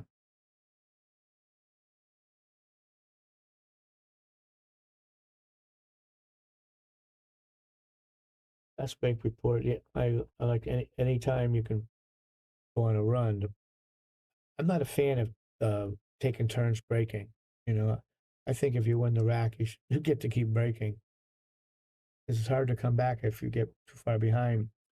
Yeah, you're not wrong. I mean, the fact is that the alternating break sort of keeps it I think it keeps the skill on the table as opposed to the ability to break. Yeah.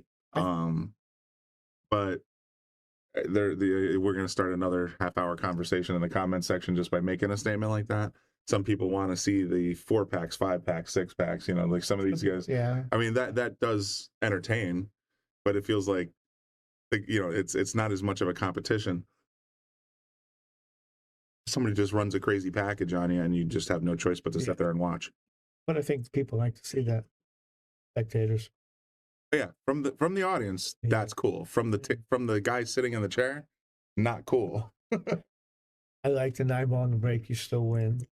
They do that here. Yes, and that's how I grew up.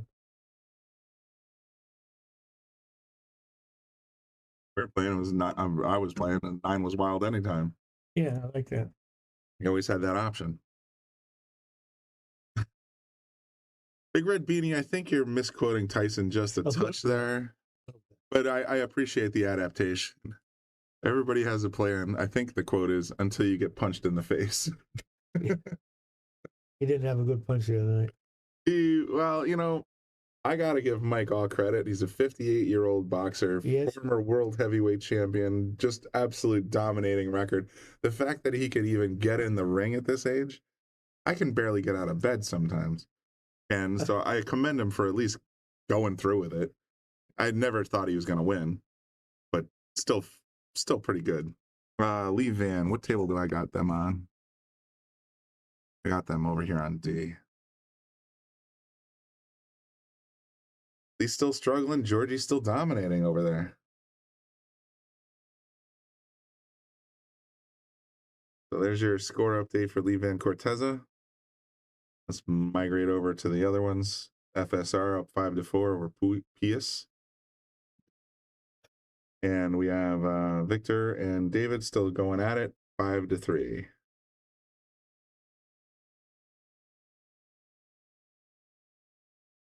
A941 wants to have Mike Siegel in the booth. They're commentating. I'm sorry. That's not what it's. I have it backwards. What is it?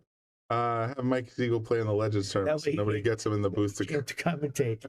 You know what? We had Mike Siegel here about 2 months ago, and I knew when I heard the director Bobby Hilton say, "Hey, make sure we mic up Mike Siegel so that we can hear what he's saying when he's out there doing the exhibition matches." I'm like, "Is that a good idea?" And in hindsight, yes, it was a very good idea. I laughed my butt off, but at the same time, yeah, that was probably one of our very only let's go with not safe for work broadcasts. Yeah. I don't see him being in the commentary booth anytime soon. We'll put it that way. Yeah. Great guy, love him, nice to meet him, but oof, what a mouth! Isn't that one of his nicknames, the Mouth? Mike the Mouth. He's quite a player. Still is, but you know, he's lost a couple steps. But when he was in his 40s, he was super dominant. I saw him 2 years after he retired. I saw him, and he said to me, he quit pool and his hair was growing back. But I saw him recently, and looks like he regrew hair. Well, he's still a little thin, but yeah, but I just remember him telling. That's a fantastic like little. It's like, yeah, I'm gonna stop playing pool, and all of a sudden my hair stopped. Yeah, that's what he said. That's pretty good. Kirill, this is stage 2 of the tournament. This is the top 16 players. After this round, there will be 8 left, then 4, then 2. You can check out the brackets on digitalpool.net or .com. I think they own both. I'll put the link in the comments section just so you guys can check it out. Here's the bracket.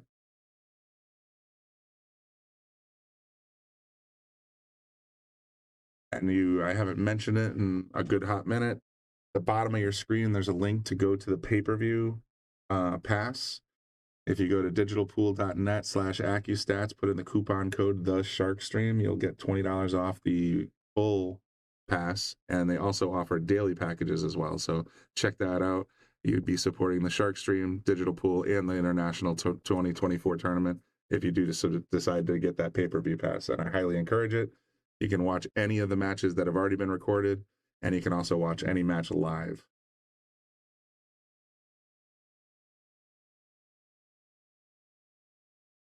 I assume he's going to have to I think he's going to jump.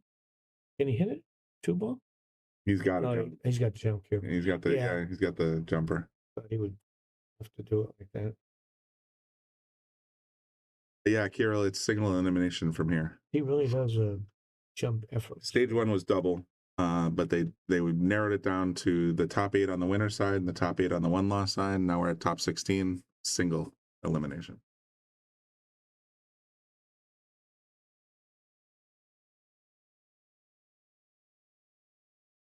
Yes, there's been a few pool movies since The Color of Money. There's Pool Hall Junkies. There's Break. There's a couple other ones that I've seen recently. Nothing that I would really consider super remarkable, but there have been a few more movies about pool since then.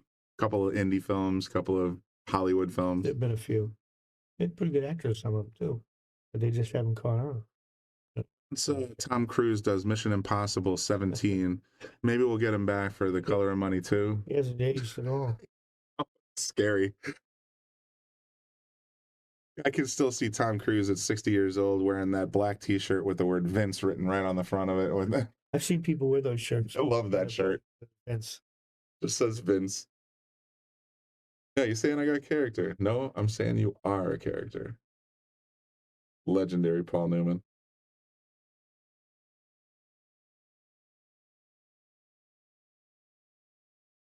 Apparently, someone, Wayne Campbell, didn't pay. Was having an argument about paying his bet off here. Action matches in the comment section are actually a little sweat. Oh, look at that. We got 1,300 people tuned in. I was not paying attention. God, I wasn't either. Middle of the afternoon. 1,073, middle of the afternoon on YouTube. 1,073 on YouTube, 266 on Facebook. That's mind-blowing. Thank you guys for tuning in. Yeah, I know. I keep taking little photos just to say, hey, new record. It's a Tom Cruise trying to beat Effin.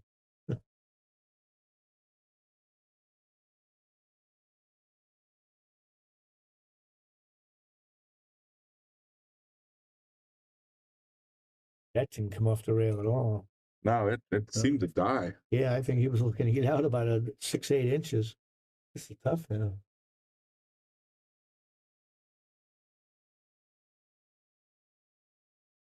Lefty 941. There was a shirt I saw with Earl's face on it, and it said "Safeties are for chickens." You see that here? That's pretty good. We should get that for kicking chicken. I would help pay for that.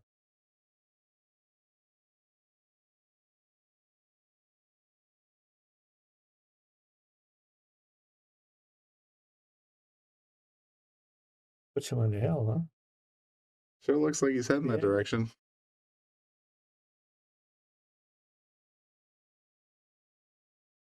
Where's Gorst living? Where's Gorst living in the country? I don't know. I wonder how much traveling he's. There's a little tiny neuron in the back of my brain saying that he's somewhere in New York. Oh. But I have nothing to back that up. If anybody knows in the comments section where's Gorst based out of in the United States now? I know he emigrated. Yeah, I just don't know exactly to where. Look at this. I just thinking all the traveling. Well, if you're gonna fly, I mean, you got LaGuardia and you got JFK. New York's not a bad place to be. Georgia's a big hub. There's a few places like that. Gorst lives in Indiana, according to Lefty. Oh. We got a couple confirmations. Indiana. So, okay, I'm pretty sure he's in Indiana. I guess so. He's an immigrated Hoosier. I was actually born in Bloomington, Indiana, but my parents moved me here when I was 3 months old. So while I technically can claim Hoosier status, I've only known Connecticut my entire life. Yeah, I was born in New Haven.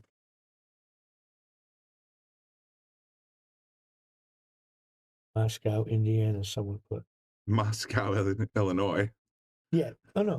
IL is Illinois. But there's another one that says Moscow, Indiana. Yeah, he corrected himself. Okay. Sponsored by Railroad there. Okay, cool. Okay, so tie game here, David and Victor.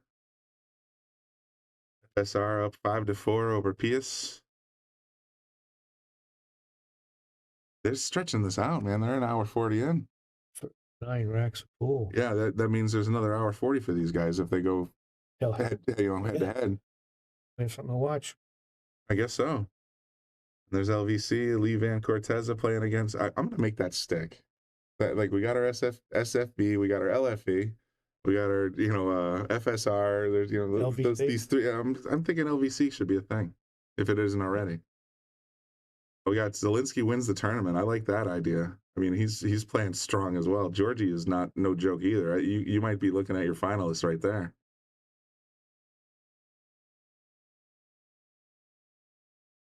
Bobby had a nice conversation with Georgie out in Pennsylvania, and again, I believe in Florida now. And we're gonna get him on Team Sharkstream too. I think that'll be pretty cool.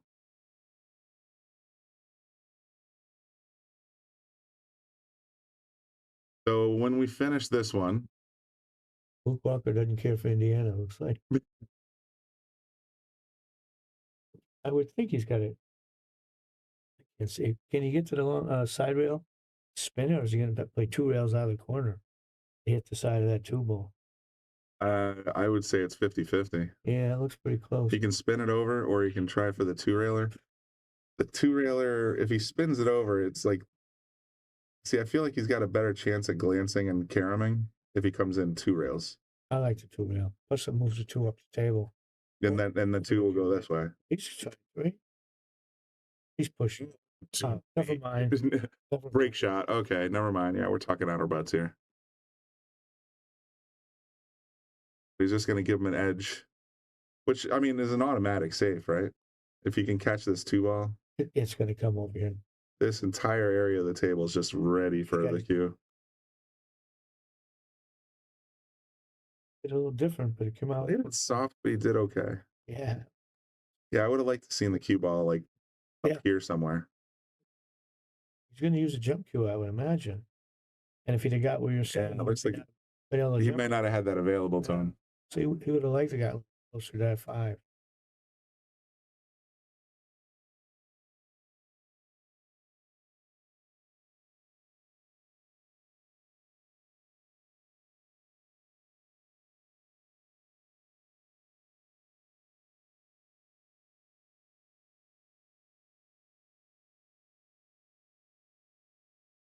He gets it up fast. He lets it go, yeah. This is a hot mess right here now. I mean, how do you run this table? Yeah, I'm just saying. I'm obviously you try to get on the 4 here, but it's so easy to play safe with that cluster. Yeah, I have a feeling this rack's going to last 20 minutes just because of that setup. Another safe, he could shoot the 2 and try to roll, overcut the 2 to the short rail, put the cue ball behind the 3. That looks pretty simple. I don't pocket like him, so probably shoot. Yeah, he played it perfect. Yeah, you're right about that. Raymond.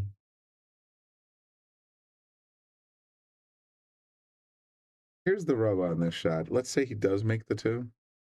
Then he's got a shot at the 3. I mean, I'm 90% sure that this is the 4. This is the 5.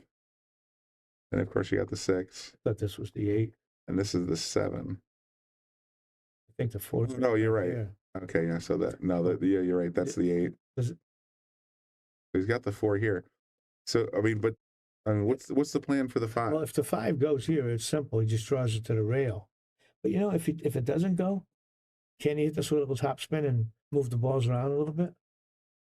Yeah, I think he can follow a little bit and connect with the 9-8 and still have a shot at the 6. He decided not to go for the collision. This is the 1 loss side. Yeah, this is this 8-9 up top table. To be accurate, J6 Music, this is not the 1 loss size. It's the top 16 single elimination. So some of these guys came up through the 1 loss side. Some of these guys came up through undefeated. And the redraw took place this morning. It's a 16-person tournament now, single elimination. Well, still got that 8-9. I wonder if how close that is to being dead. If not, he's gonna have to break it apart. The only other thing I can think of is if he can find a way to get the 7 ball in the corner Right. pocket and find the cue over here, maybe he has a shot. He has a little. Does he have enough angle to do that shot? You think he can, like, if he can pocket the 7 and still If he can do that, push through? can't tell if he has enough angle. But that's what it looks like he's aiming.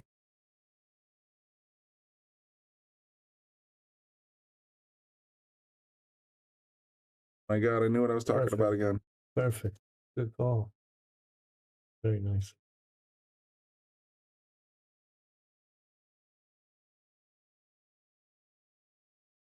Each of them says it's close enough to still hear the banjos.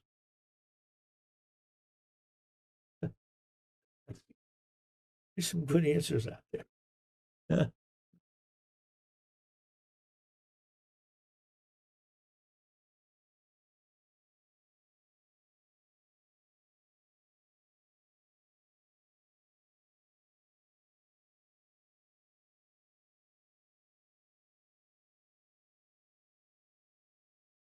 Better taking no chances, grabbing the extension, poking it right in. Good shot. Not dead yet, he says. Yeah, now this is where I think, taking turns breaking, you lose a big edge right now. Yeah, right now it's going to be, I think it's Niels's break. I know, Fedor's still at the table. No, it's the ref, this ref in particular, I noticed puts the cue ball in the pocket that's the player sitting nearest. Oh, I've noticed that. I'm not saying it's 100% accurate, but yeah. Let's take a quick look around the room while the ref is getting ready. Score updates. We got David and Victor tied 5-5 at the midpoint here, so still slugging it out. FSR up 5-4 against Pius. Wait, these guys are, I mean, they're I'm gonna say very deliberate today. And of course we got Georgie dominating right now, 7-4, but Lee's pulled back two games since we last checked in. I think it was 7-2 last time we looked at this one. yeah, it was, I think you're So right. Lee's trying to make a move here.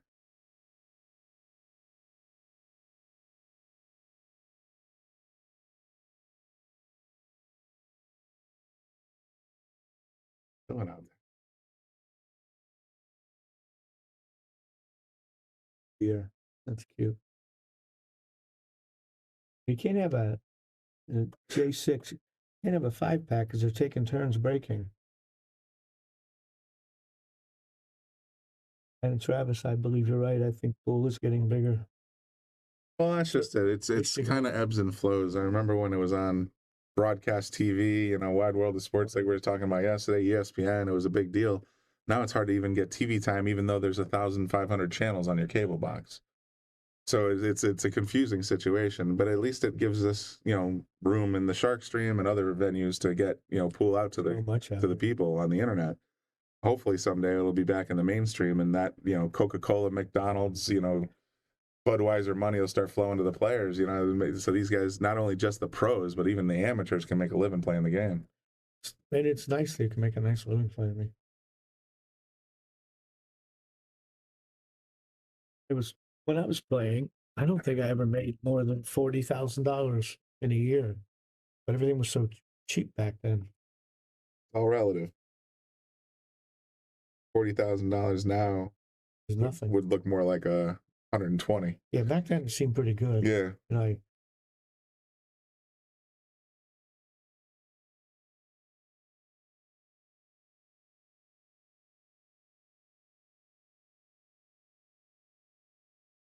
guess it's a race to 10.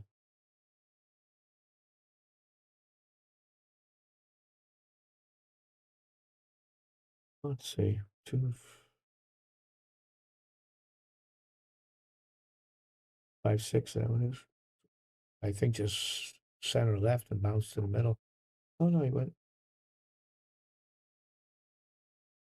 Well, I didn't understand it, but he hit it perfect. I thought he would just go straight at it. Instead of using the long rail? Yeah, but he hit it great.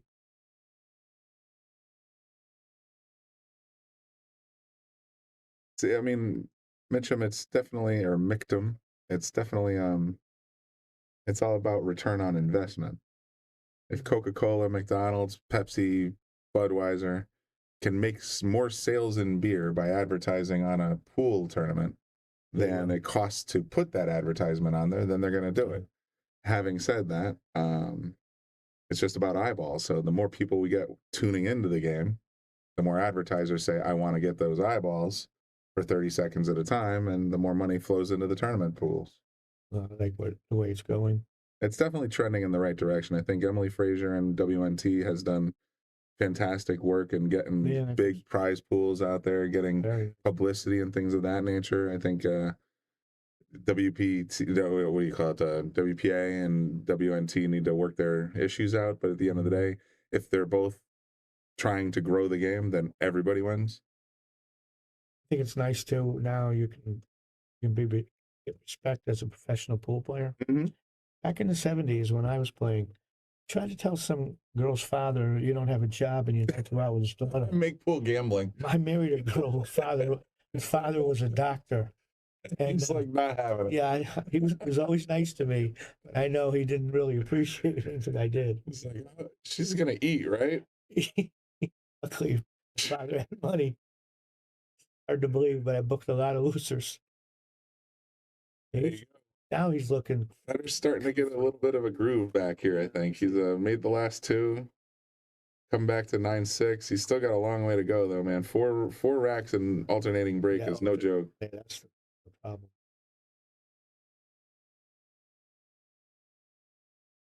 Dana, how many people you have watching this now? It says 1236. We're just under 1,300. Yeah, and I don't know what YouTube has. Right now, YouTube's at 1,039. So we have 20 something. Yeah, we're hanging out there in about 1,300. Yeah, it's interesting. I mean, technically, none of the drivers in NASCAR drink while on the job, of course. That doesn't mean that they're not splattering Anheuser-Busch, Busch Light, Coors, Michelob, all those on their cars, or on their jerseys or anything else. So it's not that you can't be a drinker and still be sponsored by a beer company. Well, whoever's willing to put that patch on your back, you cash that check. That day. Days of please. I think someone wants to see the game. Yeah, Francis, we're trying to try and stick with this. I mean, I'll go around the room and check the scores between racks for the most part. But this is going to be our feature until it's over, and then we'll walk to another table, and it could be LVC or Lee Van Corteza. A lot of the other a lot of the other tables are at the 10 to 11 rack point. We're at 15 here. So we're going to watch this one till its conclusion, and then we'll pick another match, and we'll bring you as much coverage as we can for this round. So that's our plan, folks. We're not going to go completely NFL red zone. Michael wants Jack Daniels, one of his sponsors. There you go. Hi, Steve. How are you? It's that Shabuzi song. Pour me out a double shot of whiskey. Me and Jack Daniels got a history. Jack Daniels wants to sponsor a pool player. I say go for it. That might be first easy That's the first miss that Niels is. I think that's like. He's felt the last couple of racks going the wrong way. Well, I mean, sometimes if you sit in the chair too long, you get a little rusty. That was. You know it. That's what's brutal about straight pool when I was. Oh man, when somebody's running 60 balls. Yeah, you don't get up, and then all of a sudden you forgot how to hold the cue. You get up for what looks like a straight-in shot, and you just bobble it because you just haven't held the cue in 40 minutes. Well, I played Steve Miserak one time when I was young and just cocky. And I ran the first 18, and I remember thinking, oh, I'm going to run right out. And I dogged the next ball, and he ran about 125 on me. He was, oh, Lance, how are you? What's up, Lance? Yeah, it's that's true. It's like, oh, look at me, I'm big Kahunaville over here at 18 balls in a row. And I remember the ball I missed. And Miz is just like, settle down. I had an easy throw shot, and my mind froze. I didn't know what to do. I still to this day remember that ball I dogged. You always remember those. And that was 1975.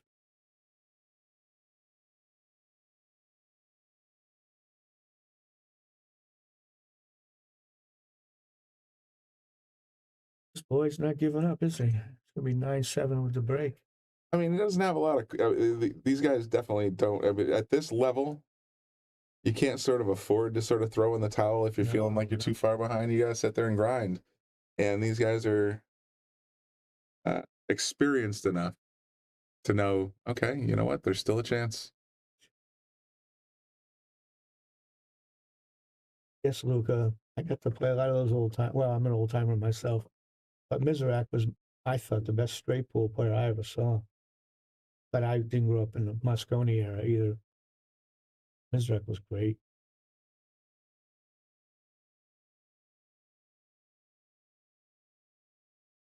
Michael Gaines about his he has the video. Niels has the video. Yes, not working right now. Poke.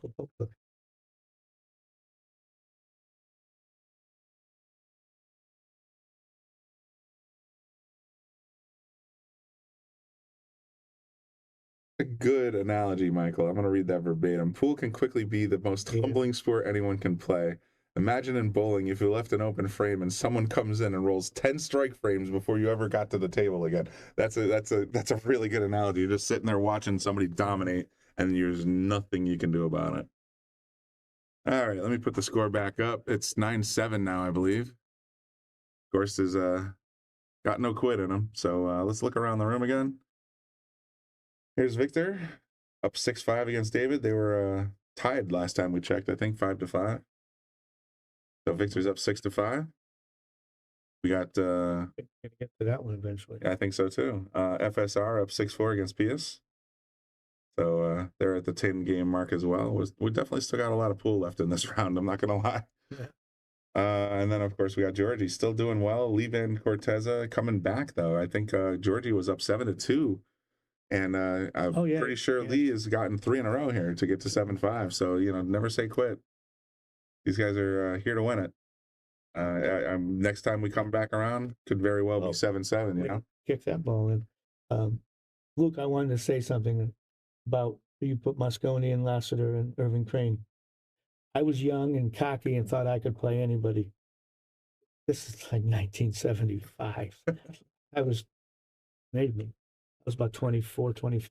It's just being able to wipe my own butt at that point. So, good job. Well, so anyhow, Irving Crane was there, and I walked over and asked him if he wanted to play some $10 9-ball. I thought I was pretty cool. He looked at me like I was filth on his shoes.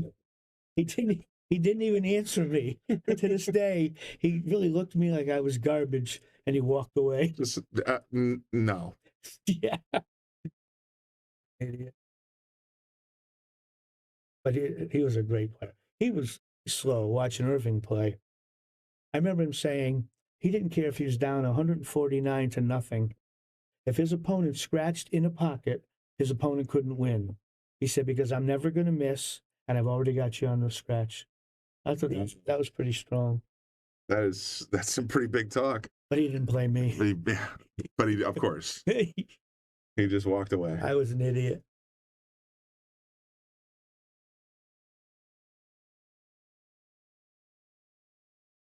I love the old time players when I came up.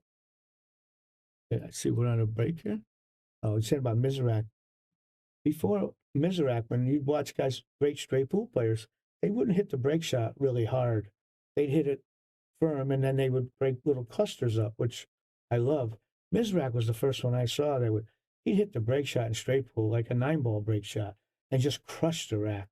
And I was left-handed, and I tried to copy him.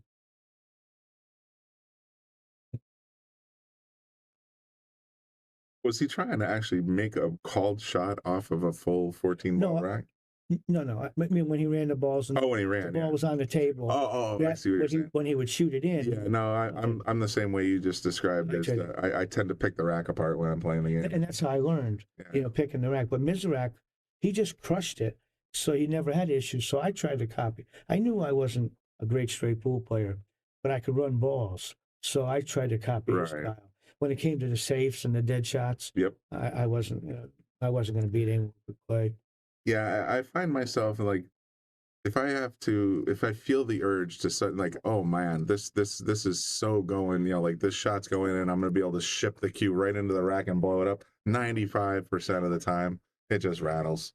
And then now I've just given my opponent the keys to the castle, you know, and it's just like, oh, so I tend to, like I said, I play a little more conservative. I start picking away. I think that comes with aging too. Maybe. It just like Luke said, yeah, chip, chip, chip.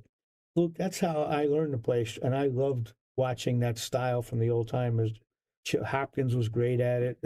Jack Colavita, I loved watching them play. I got to see William Mosconi play a dozen times, if not more. But he was already retired. He was just doing exhibitions.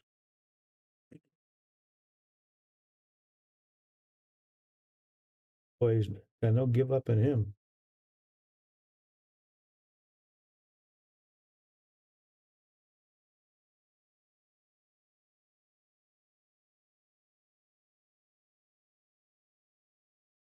Yeah, I believe so. I'm gonna answer Uzi's question. I mean, he says, why don't we turn up the volume of the table area? It feels like watching a webinar rather than a pool match. 90% of the time, we don't feature natural audio because we do monetize our videos on YouTube and Facebook. And as soon as they catch copyrighted music or other types of infringing material, then they automatically demonetize the video, and that's just not financially viable for us. I mean, I can turn on the natural audio. That's what it sounds like. So you're hearing the natural audio coming in from the mic up camera on the from Digital Pool, but it tends to me it sounds like it's a little messy, and we're trying to sort of compete with the natural audio. I like to hear the balls if I had a choice. I would like to hear the balls, Yeah. but the you know, just the natural, like a little bit of the crowd, somebody claps and, you know, applauds and that kind of stuff. But it's a very strange age where the Digital Millennium Copyright Act, DMCA, they get even 3 seconds of copyrighted music on your 7-hour video, and they ding you. Oh, So it's like you got to be very careful with that. Luke says a friend of his almost beat Mosconi in an exhibition. Mosconi was pissed. He was doing an exhibition in London, and he was playing a young kid who ran a bunch of balls. And Mosconi said to him, "No one's here to watch you play. They're here to watch me." You know, he didn't want you to shoot back at him. Yeah, Long Pot Productions. That's exactly right. I mean, it's hard to get. Like, I would love if, like, currently in the booth we use sort of an AI sound filtering software, so you don't hear us coughing or, you know, making weird noises with our noses, and certainly different noises that would be coming from the background, including the jukebox and music like that. We don't have that capability with the incoming stream, so it's like like I said, we err on the side of caution when it comes to that background noise. I'll check it out a little bit later, you know, between broadcasts, if I can get it to sound so you can hear the balls clacking without hearing any other kinds of like announcements or things like that. Maybe I'll turn it on for the next one. I can't disagree with that, Luke. But the man could play.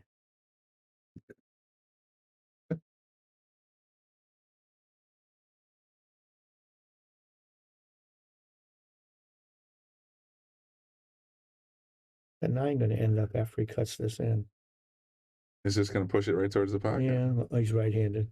That'll be good for him. Look at this. Fedor pulling back to 9-8.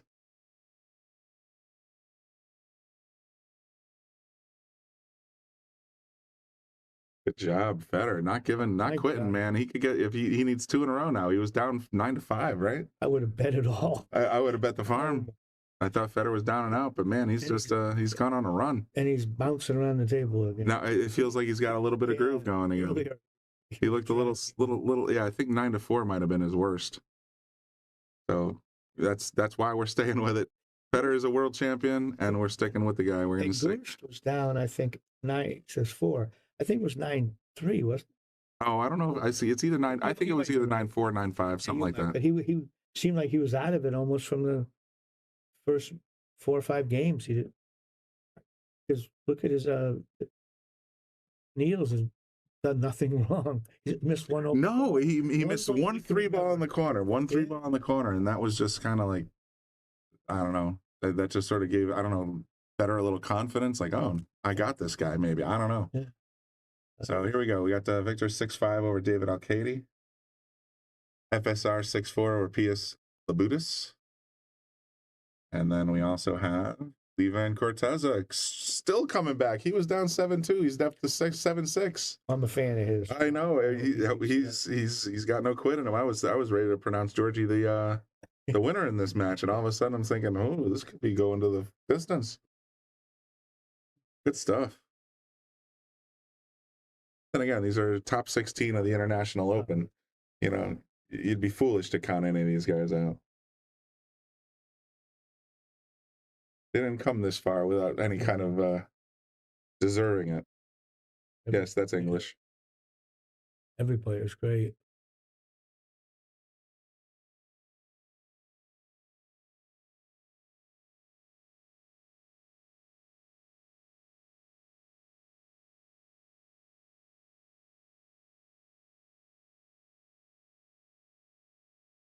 He's looks like he's using a cut break, but for the cut break, you don't usually hit that hard.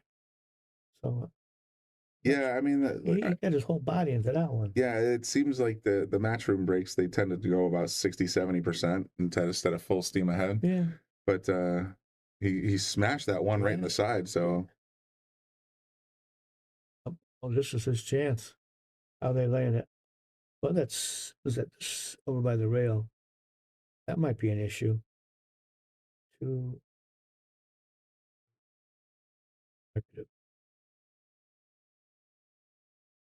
7. That 7 looks could be laying a little funny.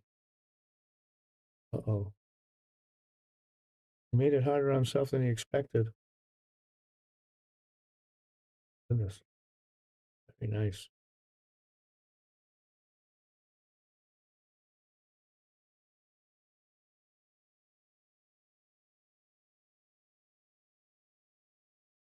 Well, I assume if he shoots this in, the cue ball is going to go.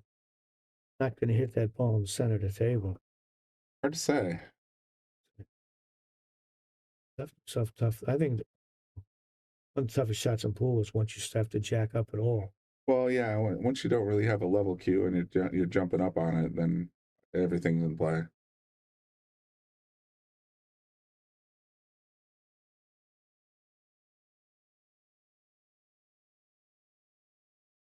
See what it does. If it catches the side, he's got to worry about scratching.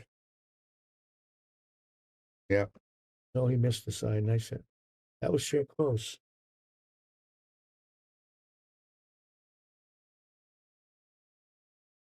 Jabs. Jabs there, so doesn't get out. Federer's taking it.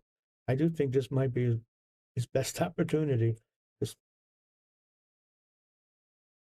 Federer's doing everything right now. Yeah, he's got to be very careful. If he missteps once more, it could be hill. Yes, but again, he's been kind of like the Iceman. I think that 3-ball that we talked about a little while ago is the only real unforced error. He's been playing very solid pool. This one's a little tricky, cutting it in the side, and got to get pretty good on that 5. A little inside. Yeah. Oh, he didn't use any inside. Well, he got there. I thought he would spin it a little, try to get closer with it. I kind of thought so too, but then you risk actually getting too close and bringing the 6 into the play. Now let's see what the 6 is going to do when he makes the 5. Looks like he's got to touch it.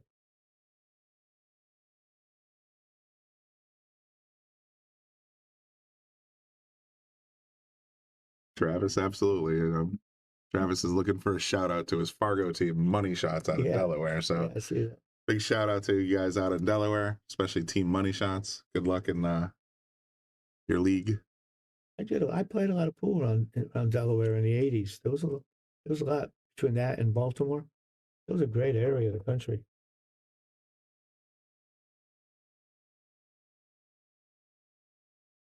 Let's see what happens with that. That's the game shot right now. That's nice. And it's a 7. A little funny spot too. Seems like the out rack is never easy. Yeah. No, you're sitting there staring at the next round, and it's like every shot's a recovery shot.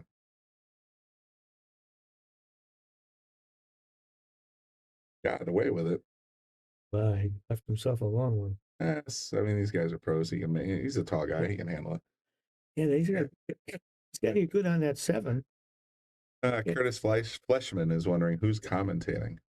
Well, if you like the broadcast, it's Brian Brennan and Bobby Hunt. If you don't like it, it's Brian the Kickin' Chicken and Bobby Hilton. Yeah. Rob Joe says Niels isn't getting out.